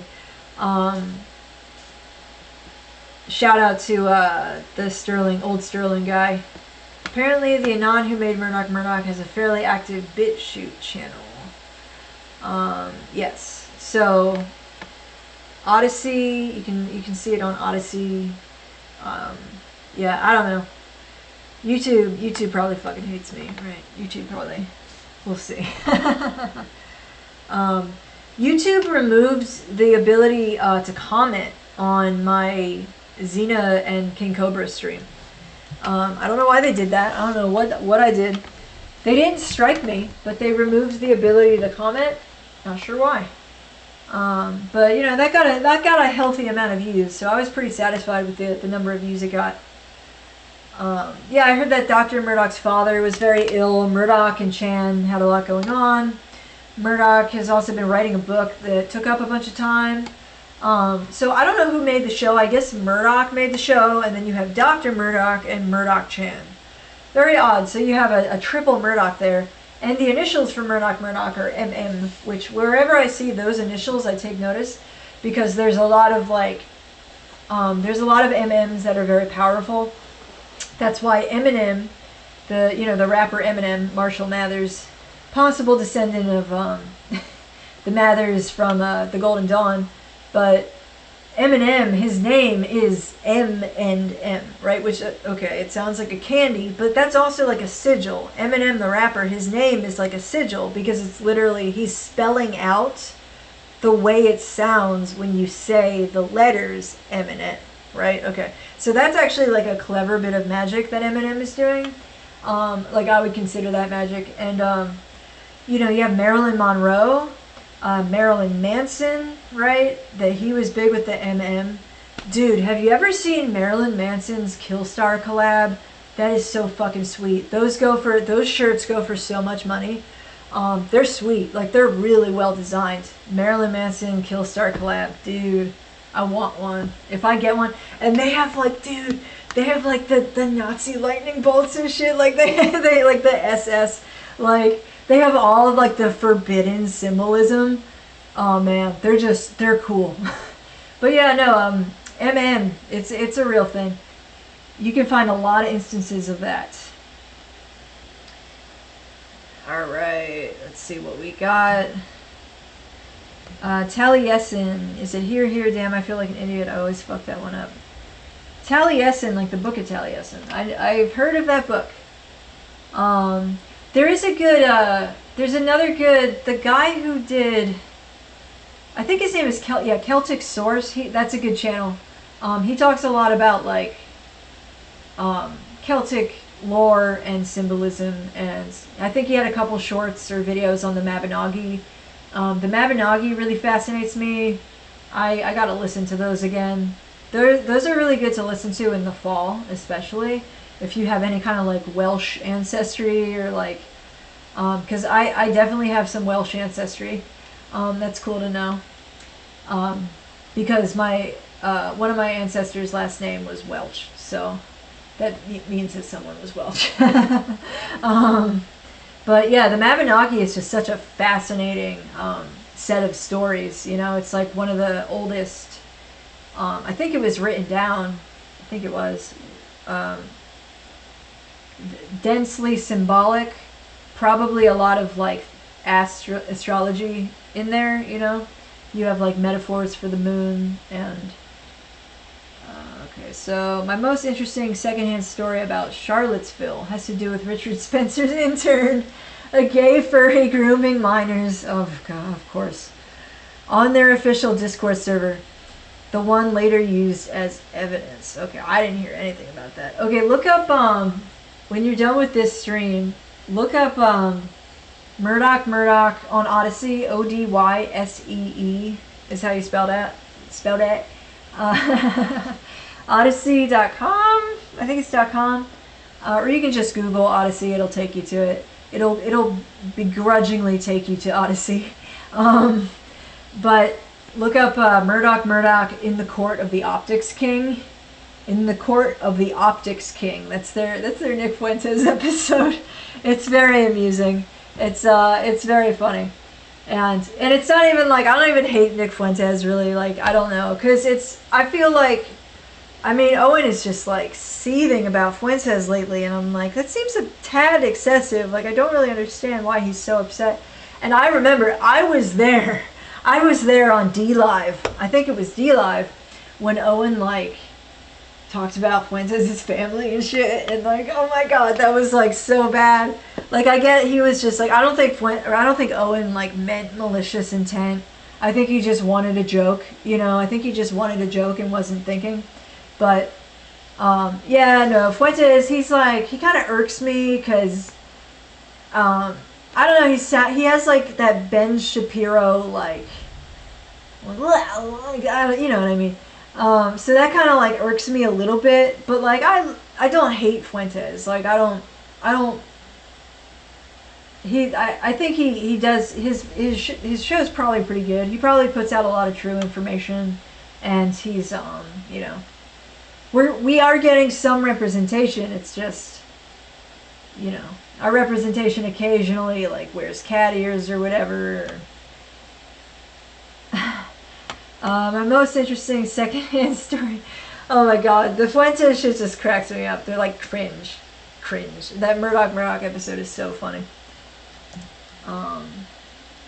Yeah, that's some like Jupiter between the nodes type energy, by the way, because Jupiter is actually at this super advantageous position right now where he's trining one of the nodes. I think he's trining the south node, and he's sextiling the north node, which means like that's like rare. It doesn't happen that often, and it's just a very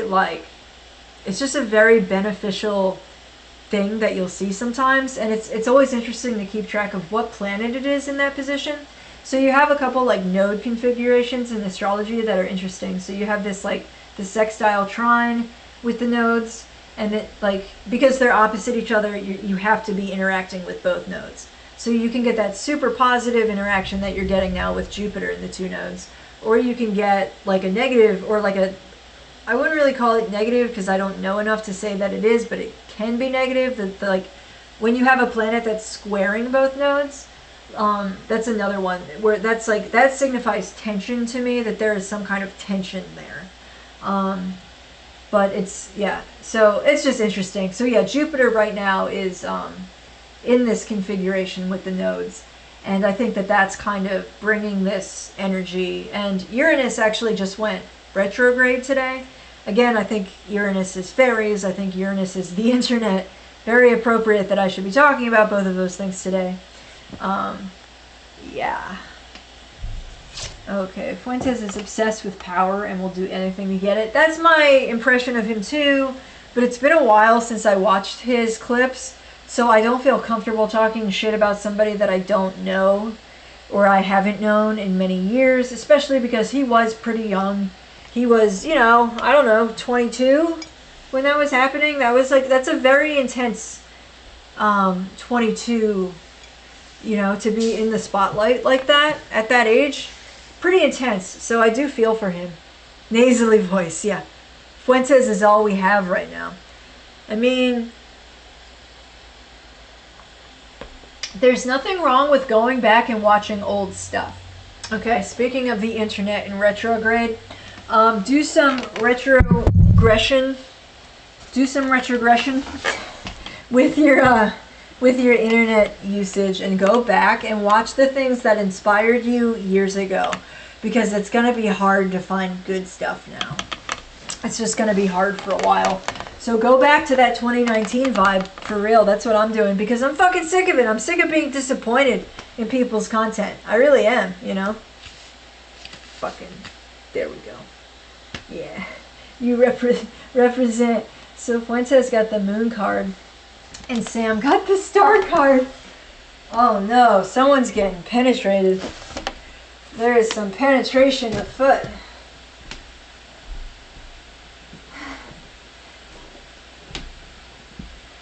That's interesting. Yeah, you're not going to make me figure out how to open a video on this. Fuentes isn't as bad as like all the others, but he's close with Sam Hyde for what it's worth. That's really interesting. Was that the only two cards they pulled?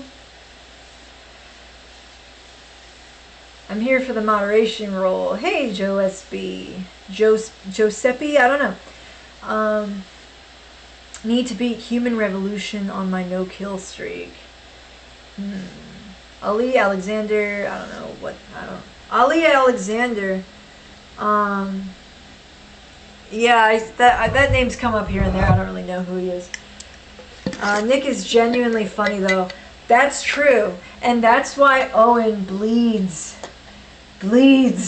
over Fuentes. Because he's like, Fuentes is actually funny and he's based. Why can't he be my friend? Because Owen is just like that. Like, he really is. It's endearing. Okay, it's endearing. But... And Fuentes is just like, no, I will not talk to you. It's so funny. It's like, it's such a gift being able to watch that dynamic. Oh, God. All right, so Moon in Pisces is not too bad. I mean, there was a Mercury talisman today. I did wonder, because Moon in Scorpio was a terrible day for the chat. I got to tell you, that King Cobra live stream, the chat was just all over the place. And I was thinking to myself, because I do believe in the moon sign thing, and I'm collecting data about the moon sign thing, but like, moon in, I think it was in Scorpio, I just, based off one time, you would expect that to not be a good night for a stream, because the moon is not happy in Scorpio. And it was just so hard talking to the chat that night, just so hard. So I was thinking like maybe it's a water sign thing, because there is that like, elements, sometimes the element matters, but the moon's in Pisces. It's about to be full tomorrow. Okay, this is some data for you, and moon in Pisces chat is on point. Okay, Mercury is very strong today though, the planet Mercury, communication. I'm just letting you know my methods. Okay, I'm letting you know my methods. It's it's very simple. It's very simple stuff. I watched a few minutes, Deus Ex Human Revolution. His Nest content, Sam Hyde's mirror videos, yeah. Oh, his best content, yeah. Oh, his mirror videos are hysterically funny. Thoughts on Moon in Scorpio? Yeah, that's my placement. That's an affliction. Do you have trouble relating to common people? I am very curious about that. Do you feel like you have trouble relating to common people? And you might or you might not. I don't know. Because I do feel like the moon sign, I have this suspicion that moon sign might be very revealing. I don't know. I need to collect a lot of data. I don't like making claims. That's why I'm not like most astrologers who have nothing but claims. It was suspected that Fuentes... Okay, I'm not even going to read that. You're promoting Fuentes in my stream at this point. Right? He is genuinely funny though. Moon in Cancer is strongest. Yeah. Moon in Scorpio would be, yeah, I think that is detriment because Taurus is domicile. I got Moon in Scorpio too. Yeah, it's like, so yeah, that's an affliction for the moon according to like classical Renaissance astrology. But, I mean, I guess if you're using, like, the mansions of the moon, it's different. I don't know, man. All I'm saying is that I'm going to think twice the next time I do a Moon in Scorpio stream. Like, I'm at least going to think about it and be like, let's see. Let's see how this works. Ooh, my lights just flickered. All right. My moon's in Cancer. That's good. That's prime. If I wanted to be an astrology expert, what 1 to 3 books would get me there? Virtually no books would get you there. I guess you could read Chris Warnock's books. I took his course. His course is... Just get his like $80 planetary astrology course. He just sends you a bunch of materials and they're the best. That's all. That's always what I recommend. For if you want to know what I know. A lot of people don't. They don't care. They want to do like this fucking BS astrology bullshit, like this fucking like just psychological gobbledygook word salad. And that's what a lot of people like with astrology. And it's embarrassing, to be honest, but, you know, I just kind of accept it. But this is not what I'm about. This is not what I'm about. So, Spice, if I have to lower my IQ to relate to normies, I have that too. But, you know. least favorite placement in the entire zodiac for moon in Scorpio, or Scorpio specifically, like the because Venus doesn't do well in Scorpio either. Okay, so you have both feminine energies don't do well in Scorpio, and like there is this consensus amongst online women that Scorpio men are like the biggest dicks, and Scorpio of course rules the genitals. So yeah, the like biggest dicks as in assholes, as in like bad. Like the internet hates Scorpio men. I don't know. That's data I need to collect actually. I just thought of some data I need to collect. I don't know what Moon in Scorpio is good for other than dark Scorpio stuff. LOL. I've always figured Moon in Pisces is also psychic, but with the dead or something. Yeah, so because I'm not really I don't have a whole lot of water element in my chart. I do have some, but like, I don't know if I understand the element of water as well as I understand the element of, say, fire, you know. I need to drink a ton of water. I feel like my voice sounds like what SpongeBob looks like when he dries up.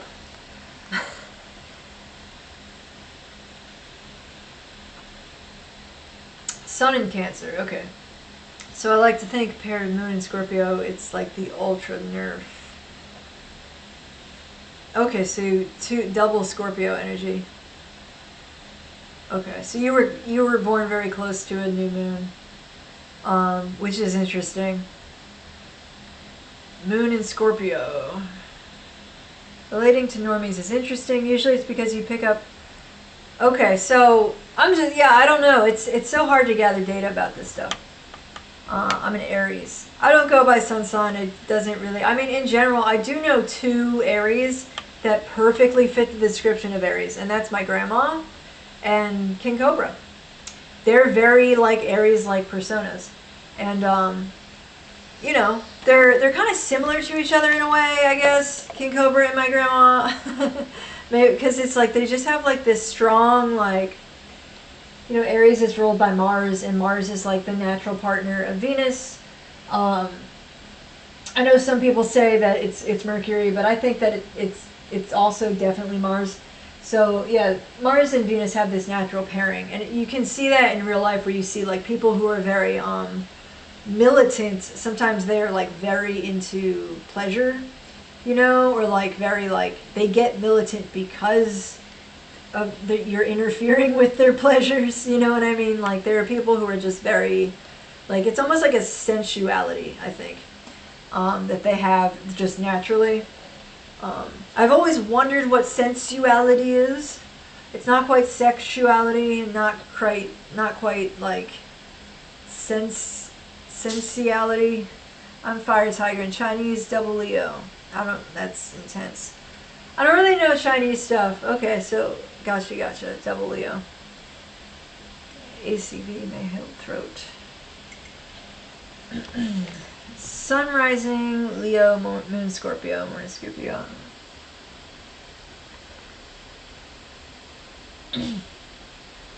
I'm all about astrological data.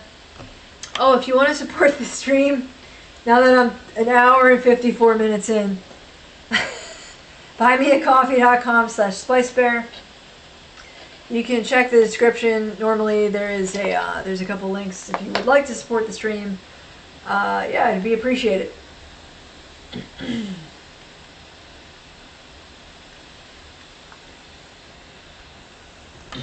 $50. I do a birth chart reading for you if you give me $50.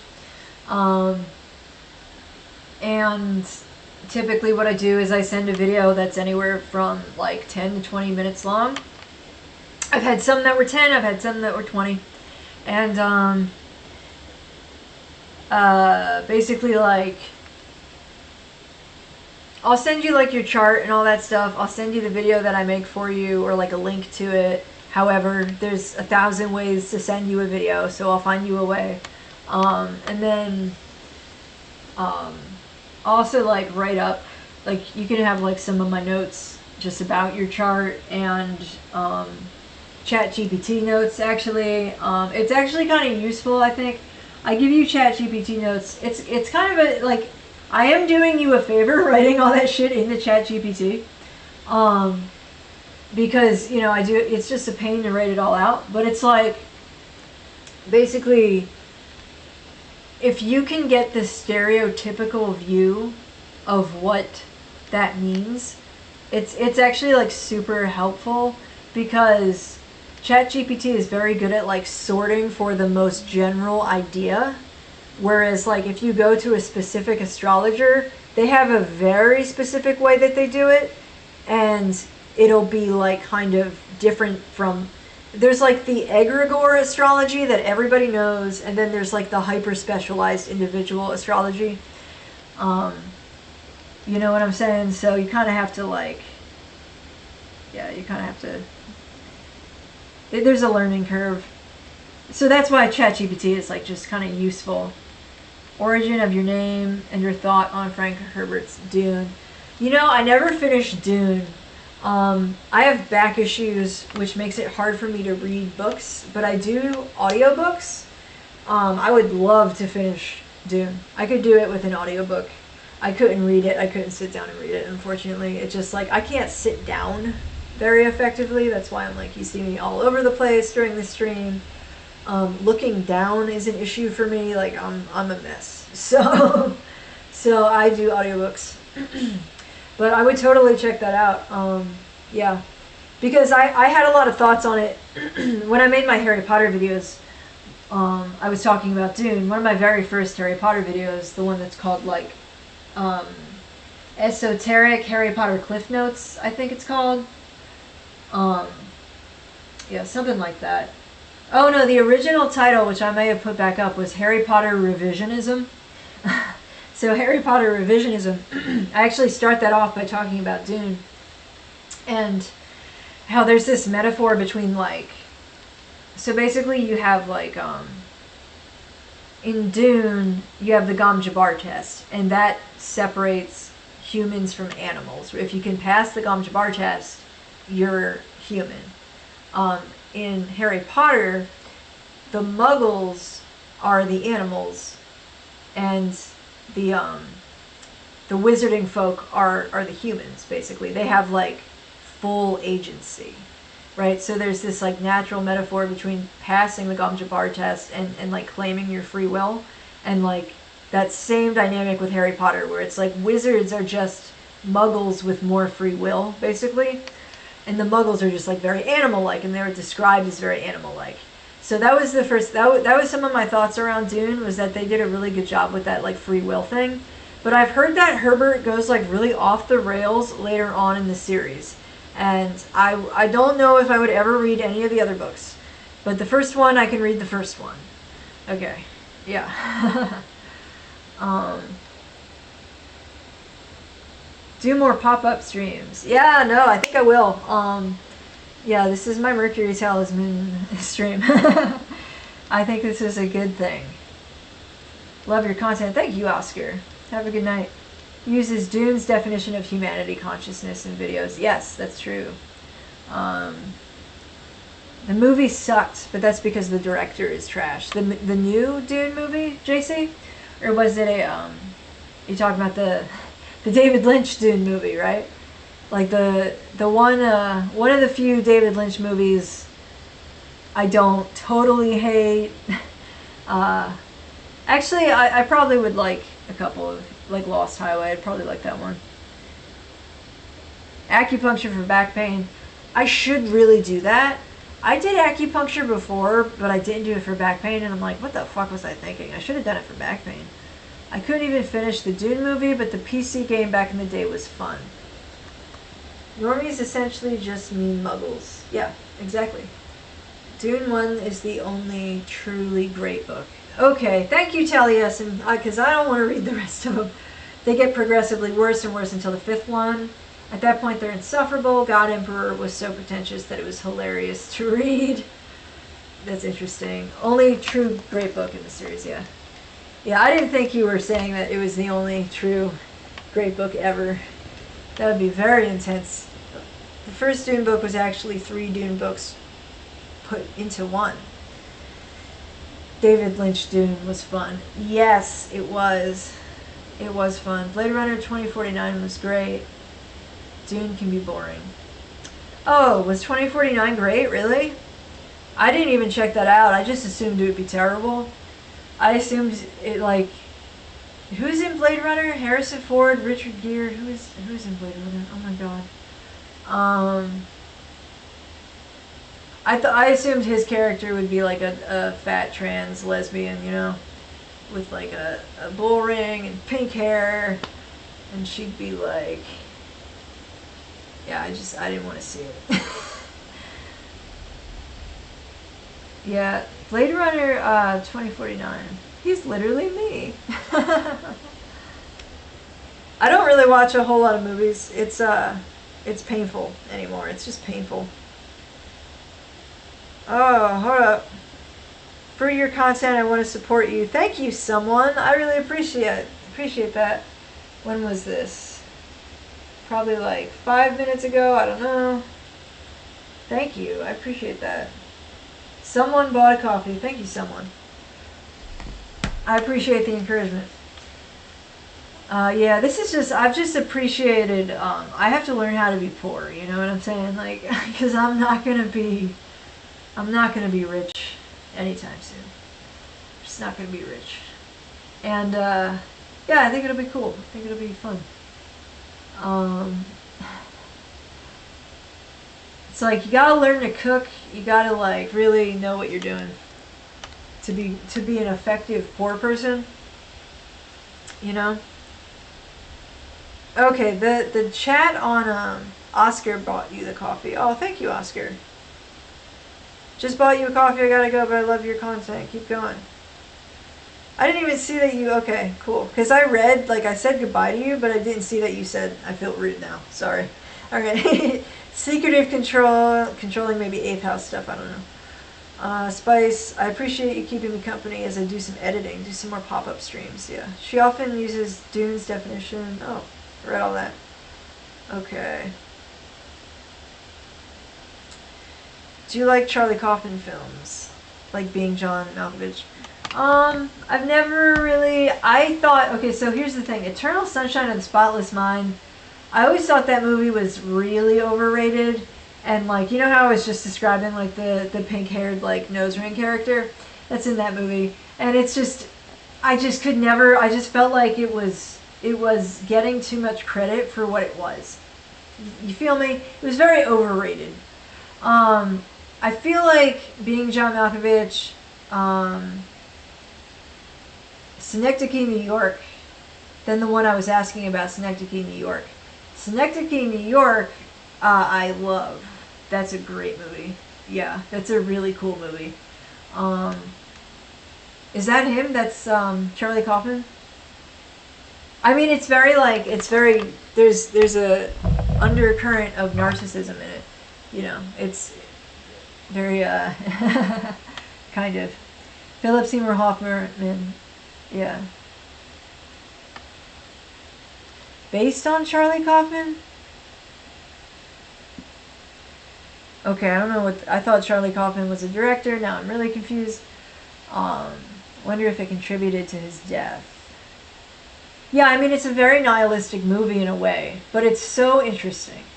It's almost like Inception. It's been years since I saw it. I might see, like, a lot of really terrible programming. I mean, Philip Seymour Hoffman, like... Dude, like, as far as his death goes, assuming he's really dead, because speaking of Kaufmans, like, okay, I always bring up Andy Kaufman on this channel. You guys know what I'm gonna say. I'm not even gonna friggin' say it, but, like, yeah, anyway. Philip Seymour Hoffman, right? That movie Doubt was pretty evil, though, right? Like, do you remember how evil Doubt was? It was very evil. You had that witch Meryl Streep in it. Ugh. Bad juju. In that it's about MK Ultra and Montauk. It's about MK Ultra and Montauk? You're saying that that's what Synecdoche, New York is about? I didn't know that. I had no idea it was tied to those things. Watch Mirror 1975 by Andrei Tarkovsky. Yeah, okay. I would love to take down some recommendations. This is a great chat tonight. I love it when the chat is like such a big part of the stream, you know? Because that's the way it's got to be. Like, that's the nature of a live stream. So, Roger Ebert, you know, people can hate him, love him. I don't really know him because he got like nasty throat cancer. Half his face, yes. Oh, yes. It's very disturbing. Okay. Obsessed with Andy Kaufman. Oh, really? Really? Interesting. Obsessed with Andy Kaufman. Yeah, so when do you think he really died? Also love Andy Kaufman, but different topic, willing to talk about anytime, of course. Okay. Well, who is Charlie Kaufman? This is very... Okay, because we were talking about movies like Adaptation, Eternal Sunshine. Another one from that era, kind of, I Heart Huckabees. That was kind of like one of those, like, they were like the weirdly philosophical movies. They were, you know, I guess they were probably pretty good at the time. I don't know. I kind of hated them both upon seeing them. Eternal Sunshine is MK Ultra memory deletion. And then they go up to Montauk, like I think the drive up to Montauk. Oh, so it's literally about, like, Jim Carrey's life? MK Ultra memory deletion. That's so interesting, Starline. They go up to Montauk, like I think the drive up to Montauk. It's just the fact that I have a guy named Starline in my chat, just like giving me gravy is like, you guys get it? I mean, you guys get it. Like, it's just so funny. Brotherhood of the Wolf. Watch this movie. Highly recommended. It has everything. There's a speech where, like, Charlie Kaufman gets up and then Roger Ebert gets up there with his jaw missing. And it basically just says the most beautiful movie and his favorite movie of the decade. Interesting. The small feeling Andy Kaufman is still alive. Well, that's what his brother said. His brother said he was still alive. That was like, he said it to a mainstream publisher, mainstream newspaper. So that's why you always wonder. Because, dude, when Cobra died, I had some second thoughts about Trevor Moore. I was like, wait a second. Is Trevor Moore dead? You know what I'm saying? Because I'm like, it's just like the loss really made me think, like, is he dead? Because I always assumed that he wasn't and that he was pulling an Andy Kaufman. Because we know that's possible, for one thing. We know people do it. We know that Trevor was probably not treated the best by Hollywood. I mean, the story, the mainstream story is that he fell off a balcony. Like, that's fucking creepy as hell. So...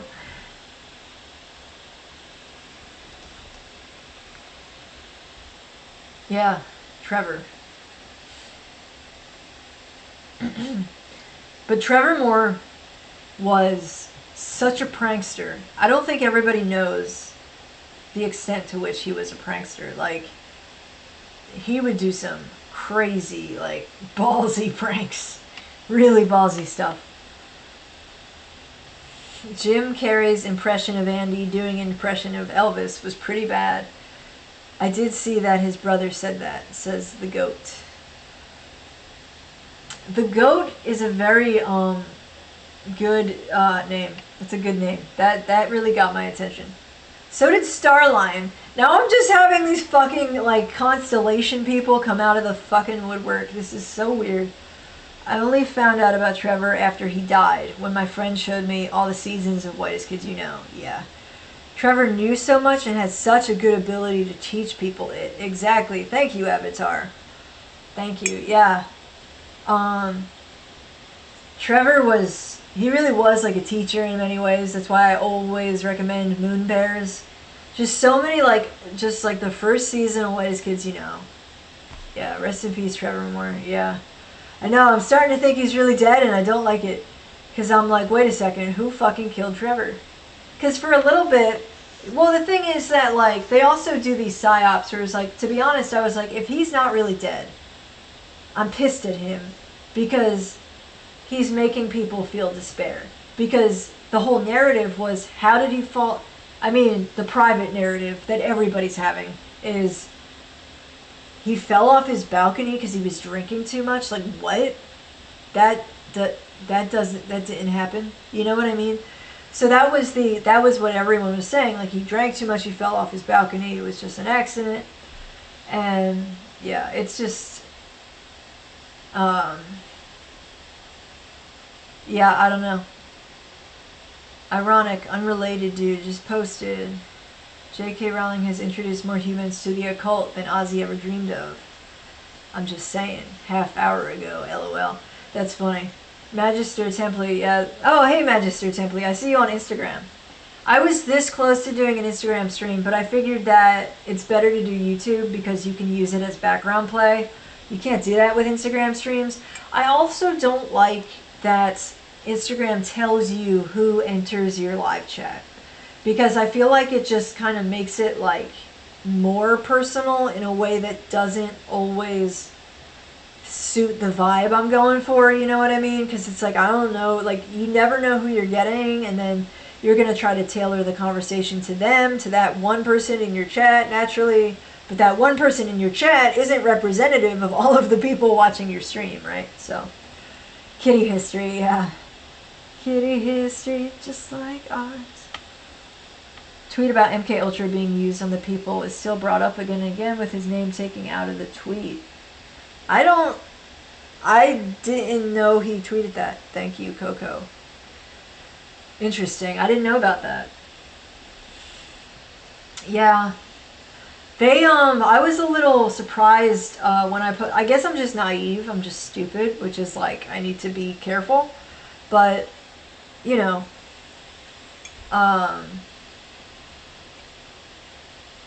when I put MK Ultra in the title of that Grateful Dead short that I released, the one where I'm saying that the Grateful Dead logo is like a sigil for MK Ultra, I had no idea that would get shadow banned.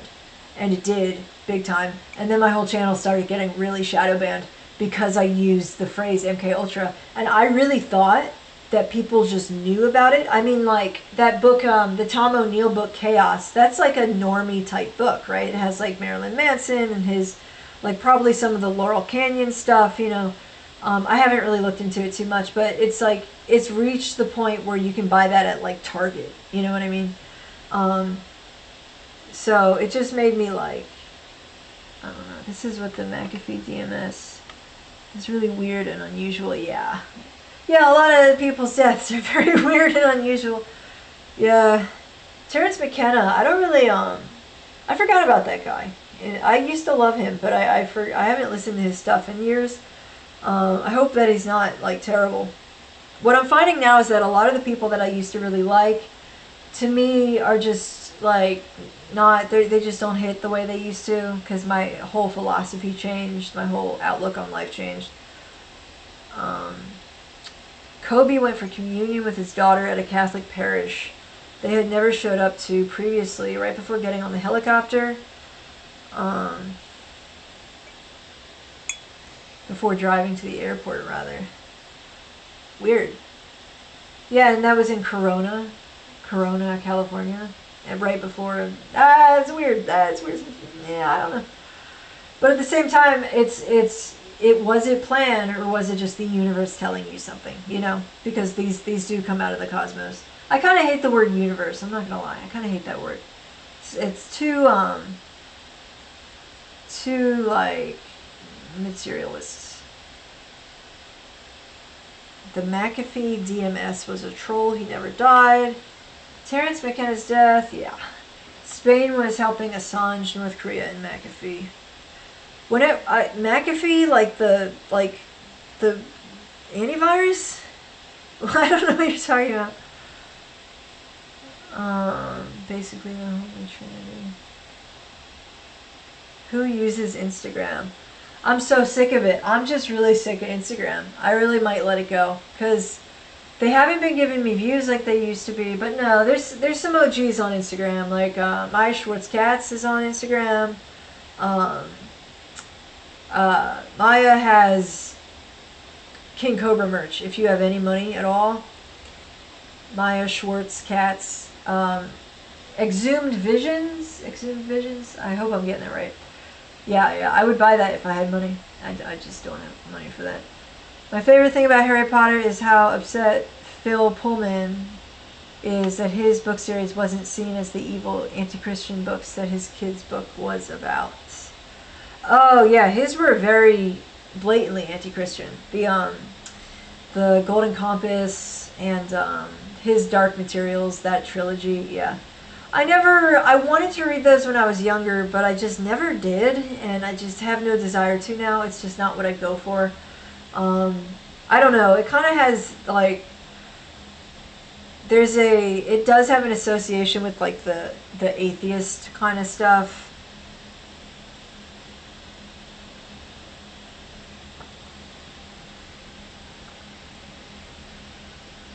Hi, to pimp a mockingbird. To pimp a mockingbird. Okay, I was smoking a cigarette, put it out and bit down on a reed, which there's a lot of reeds, but I realized the Egyptian field of reeds. I bit into the reed and a mushroom cloud over the distance. Thank you for that visual. To pimp a mockingbird. Moon bears and sniper business. Yeah, they're great. What is kids, you know? Moon bears and sniper business. He had a kid, right? Yeah. Yeah, he had a kid. And when you see pictures of his kid, it kind of hits you, and it's yeah, it's sad. It's very sad. But anyway.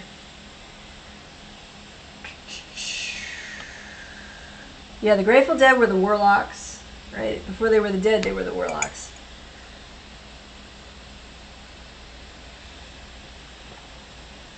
Alright, I'm gonna see if I can drag some videos into OBS.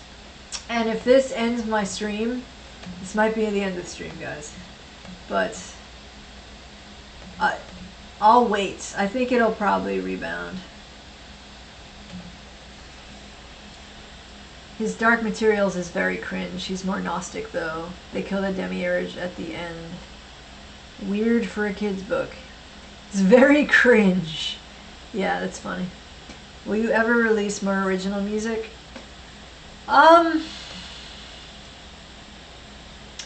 We'll see. I can try. I'm playing music again. I'm playing like guitar again. It just it takes a while to get those calluses back.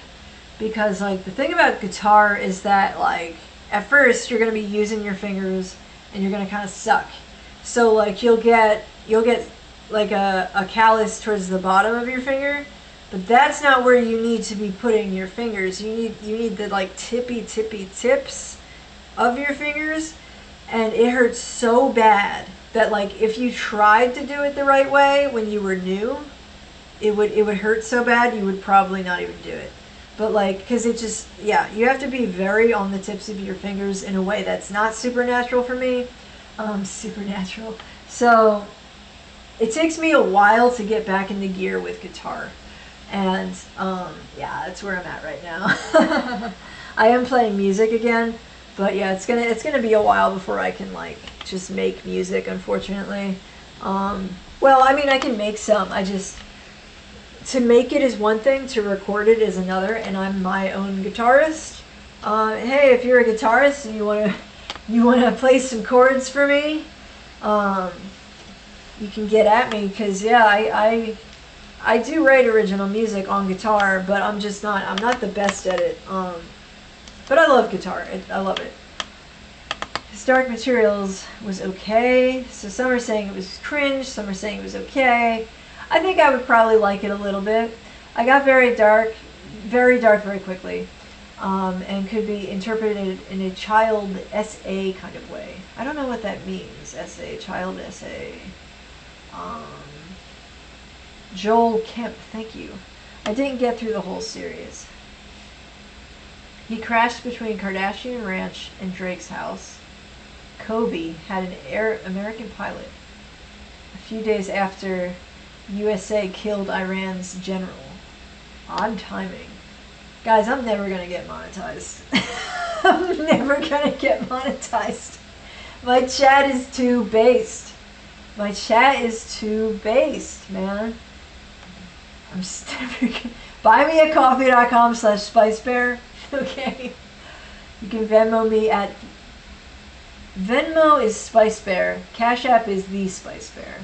$50, I'll do a natal chart. You'll get a video from me between 10 and 20 minutes long. I'll tell you about your birth chart. And it'll be cool, man. I have some cool insights. People seem to like them. So, yeah. Give you a lot to think about. Like, about yourself, about your relation to the cosmos. Because there really do seem to be, like, based on your birth chart, I can tell you what planets you're going to connect with best. And that's really, to me, the valuable information there. I can also do some of the, you know, the psychological stuff, or the karmic implication stuff of what your stars mean.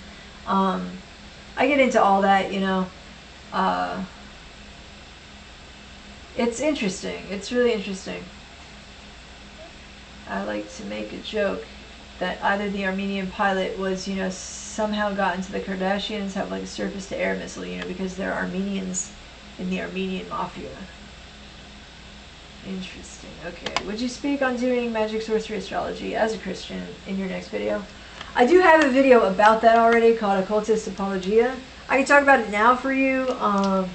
Why are people so concerned about this? Like this whole, like, you're doing magic, sorcery, astrology as a Christian because of what the Bible says? Like, because really, watch Occultist Apologia. That, like, goes into how I feel about it.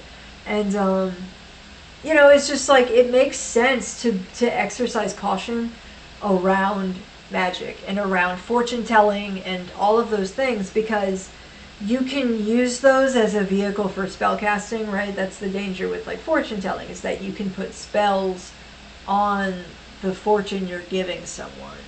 So that is like a, you know what I'm saying? Like, you got to be careful with that, because that can be a dark thing, and people who want to do you harm could do something with that, you know. So, like, yeah, there are scam artists, you know, people who are just charlatans, and then you have people who are, like, actually can do it, but they're, like, kind of evil, right? Like, and they might want to hurt you, you know. Like, because everybody's heard stories about somebody who, like, went to a psychic and they told them, like, you're gonna die, like, right away, like, you're gonna die tomorrow. And it's like, what a, like, shitty thing to say to somebody, you know what I mean? Like, it's just, you have to be careful. You have to be really careful with it. And basically what you need is a town witch. You know what's another really good representation of the role of witches in their communities is the movie The Weird Sisters. I always tell people, watch The Weird Sisters. It's free on YouTube. It's a cartoon. Watch the first hour of it. I think it gets a little too British at some point, but like it's a really cool depiction of how witches serve their communities, their kingdoms, their villages, whatever it is. And yeah, I would start there. And that's really actually kind of a healthy way to understand the way that witchcraft can be used to help people. Actually, I have another example of that just lying around. So let me see if I can grab that. Do I have it? Oh, they're going to know how creaky I am. Oh, you know what? It's directly under my laptop. It's directly, I put my laptop on books because it's just how I do it. The Cunning Man's Handbook, okay, Jim Baker. This is like using psalms to heal people. There's some simple sigils and things in it. There's a lot of good, I think his name is Henry Hyde, the guy who collected all the data on hoodoo.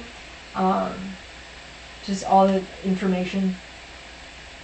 Yeah, this is a good place to start if you're interested in, like, the way magic, like folk magic, has been used to help people. You know, there's like a whole history here, and depending on it, they were considered like a healer, right? So it wasn't like, they weren't like these mean crones necessarily. They were probably at the fringes of the village. They were like strange people, liminal people, you know. That's why they live on the edges, because people who are involved in magic are liminal, and the borders of the town are liminal as well. So like, you have that nature of exchange, right? Okay, I'm going on like 1,000 different tangents. Yeah, Weird Sisters. Watch that movie, because it really does. It's a very respectful movie towards witches in a way, and it's just funny. It's so funny. It's a Terry Pratchett Discworld movie. Back when they made the Discworld movies for like the BBC, you can watch the whole thing for free. It's really good. Kiki's Delivery Service also was great at showing town witches. I'm gonna have to make a Three Sisters video, because no one's gonna watch it, or they're just not gonna like. I've never had anybody tell me they watched it. So I'm gonna, like, no. Like, I'm putting my foot down, like I do with Murdoch Murdoch. It's like, no, you will know Murdoch Murdoch. You will know. And, like, cause it's like, I can't believe these base Zoomers, like, they missed out, you know? I heard about Murdoch Murdoch when, like, 2019, it was one of their last episodes, I think, was the Fuentes video that I recommended. The three wise men are brought up without fail every time when the subject is brought forth. Yeah, so there's actually a lot of characters in the Bible who practice magic. There's a Lucky Mojo video that talks about this. I have to get some tea, actually. I'll be right back. I am parched.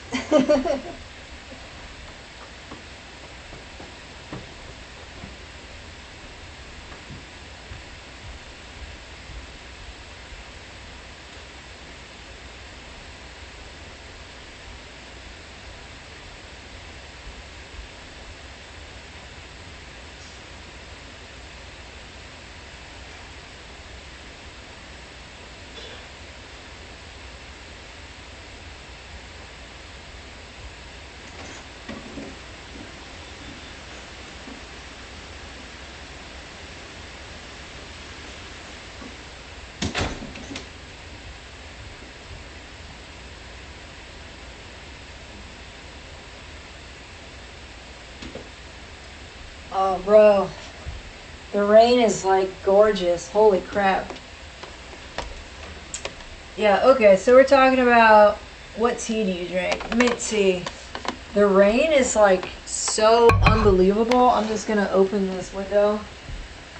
Get some rain sound.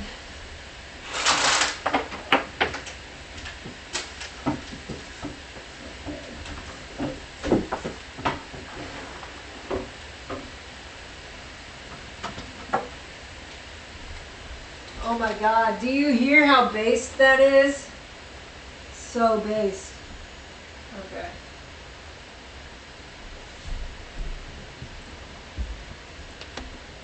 Rain sound is so based. I fucking love green tea, says Squall. You're lucky I was the slave. I was one of the three wise men in a kindergarten Christmas play. Aw, creature. I wore a bath towel on my head to look more deserty and ancient. That's really funny. Based rain, based chat. Yeah, based spice, thank you. Can't hear it over the fan. I know, it sucks. It sucks. I gotta get a better setup. God bless the rain. Okay. Give me 2 seconds.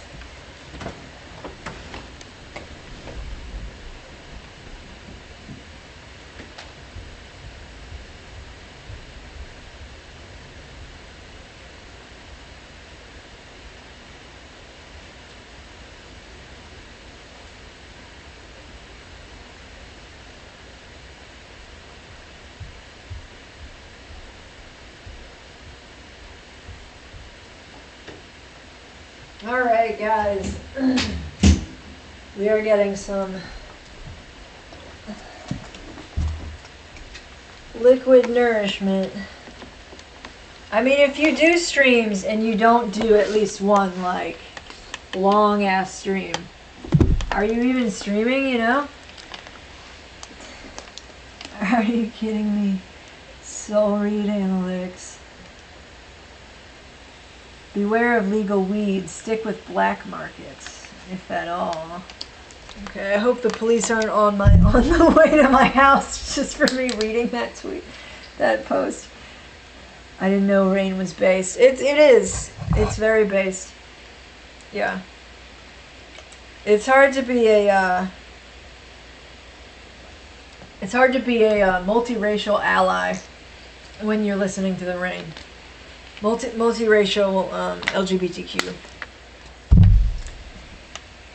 Looking forward to checking out Occultist Apologia after this. Yeah, that's the video that I addressed it in, and then I came out with it was the Solomon's Palace video. I think I talk about it more too.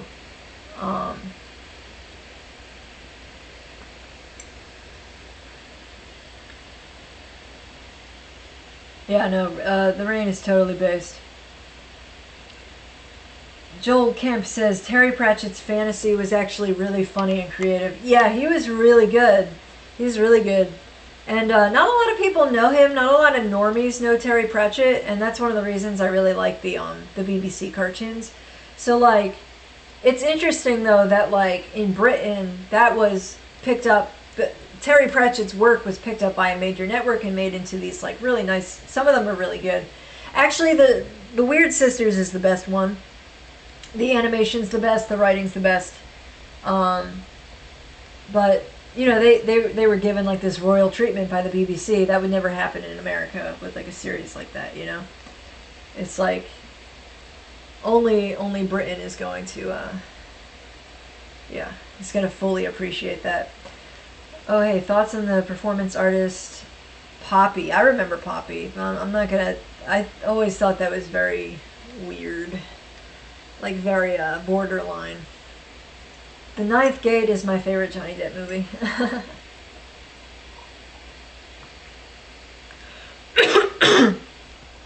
Okay. Thoughts from a witchcraft perspective on I don't really get into that because it's such a young performer where I was very uncomfortable with the way Poppy looked. That's in my recollection. Okay, I know that was just a small sliver of Poppy's career, but I'm sure it's not that. It's probably all the same. If I had the money, I'd be buying Japanese ceremonial grade level green tea. Yeah, wouldn't we all? Rooftop Jungle Gym. Hey, Rooftop Jungle Gym. The girl in Ninth Gate reminds me of the girl in the Truman Show, the one that got Truman out. What music do you listen to?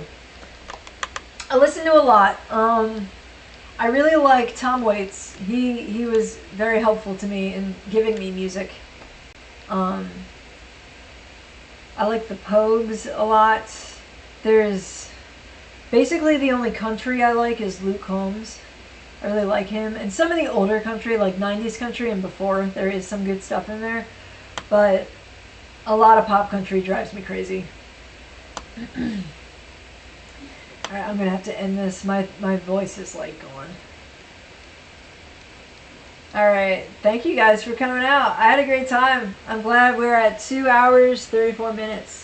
That's based as hell. Thank you guys. Go check out Murdoch Murdoch in the Court of the Optics King. That's a good one. What else did I recommend tonight? Whitest Kids You Know, as always. Moon Bears. Weird Sisters, Terry Pratchett, Discworld. Yep. Alright. Thank you guys. Leave a comment. Hit the like button. buymeacoffee.com/SpiceBear. Thank you for supporting me. Thank you for coming out. Enjoy the rest of your weekend.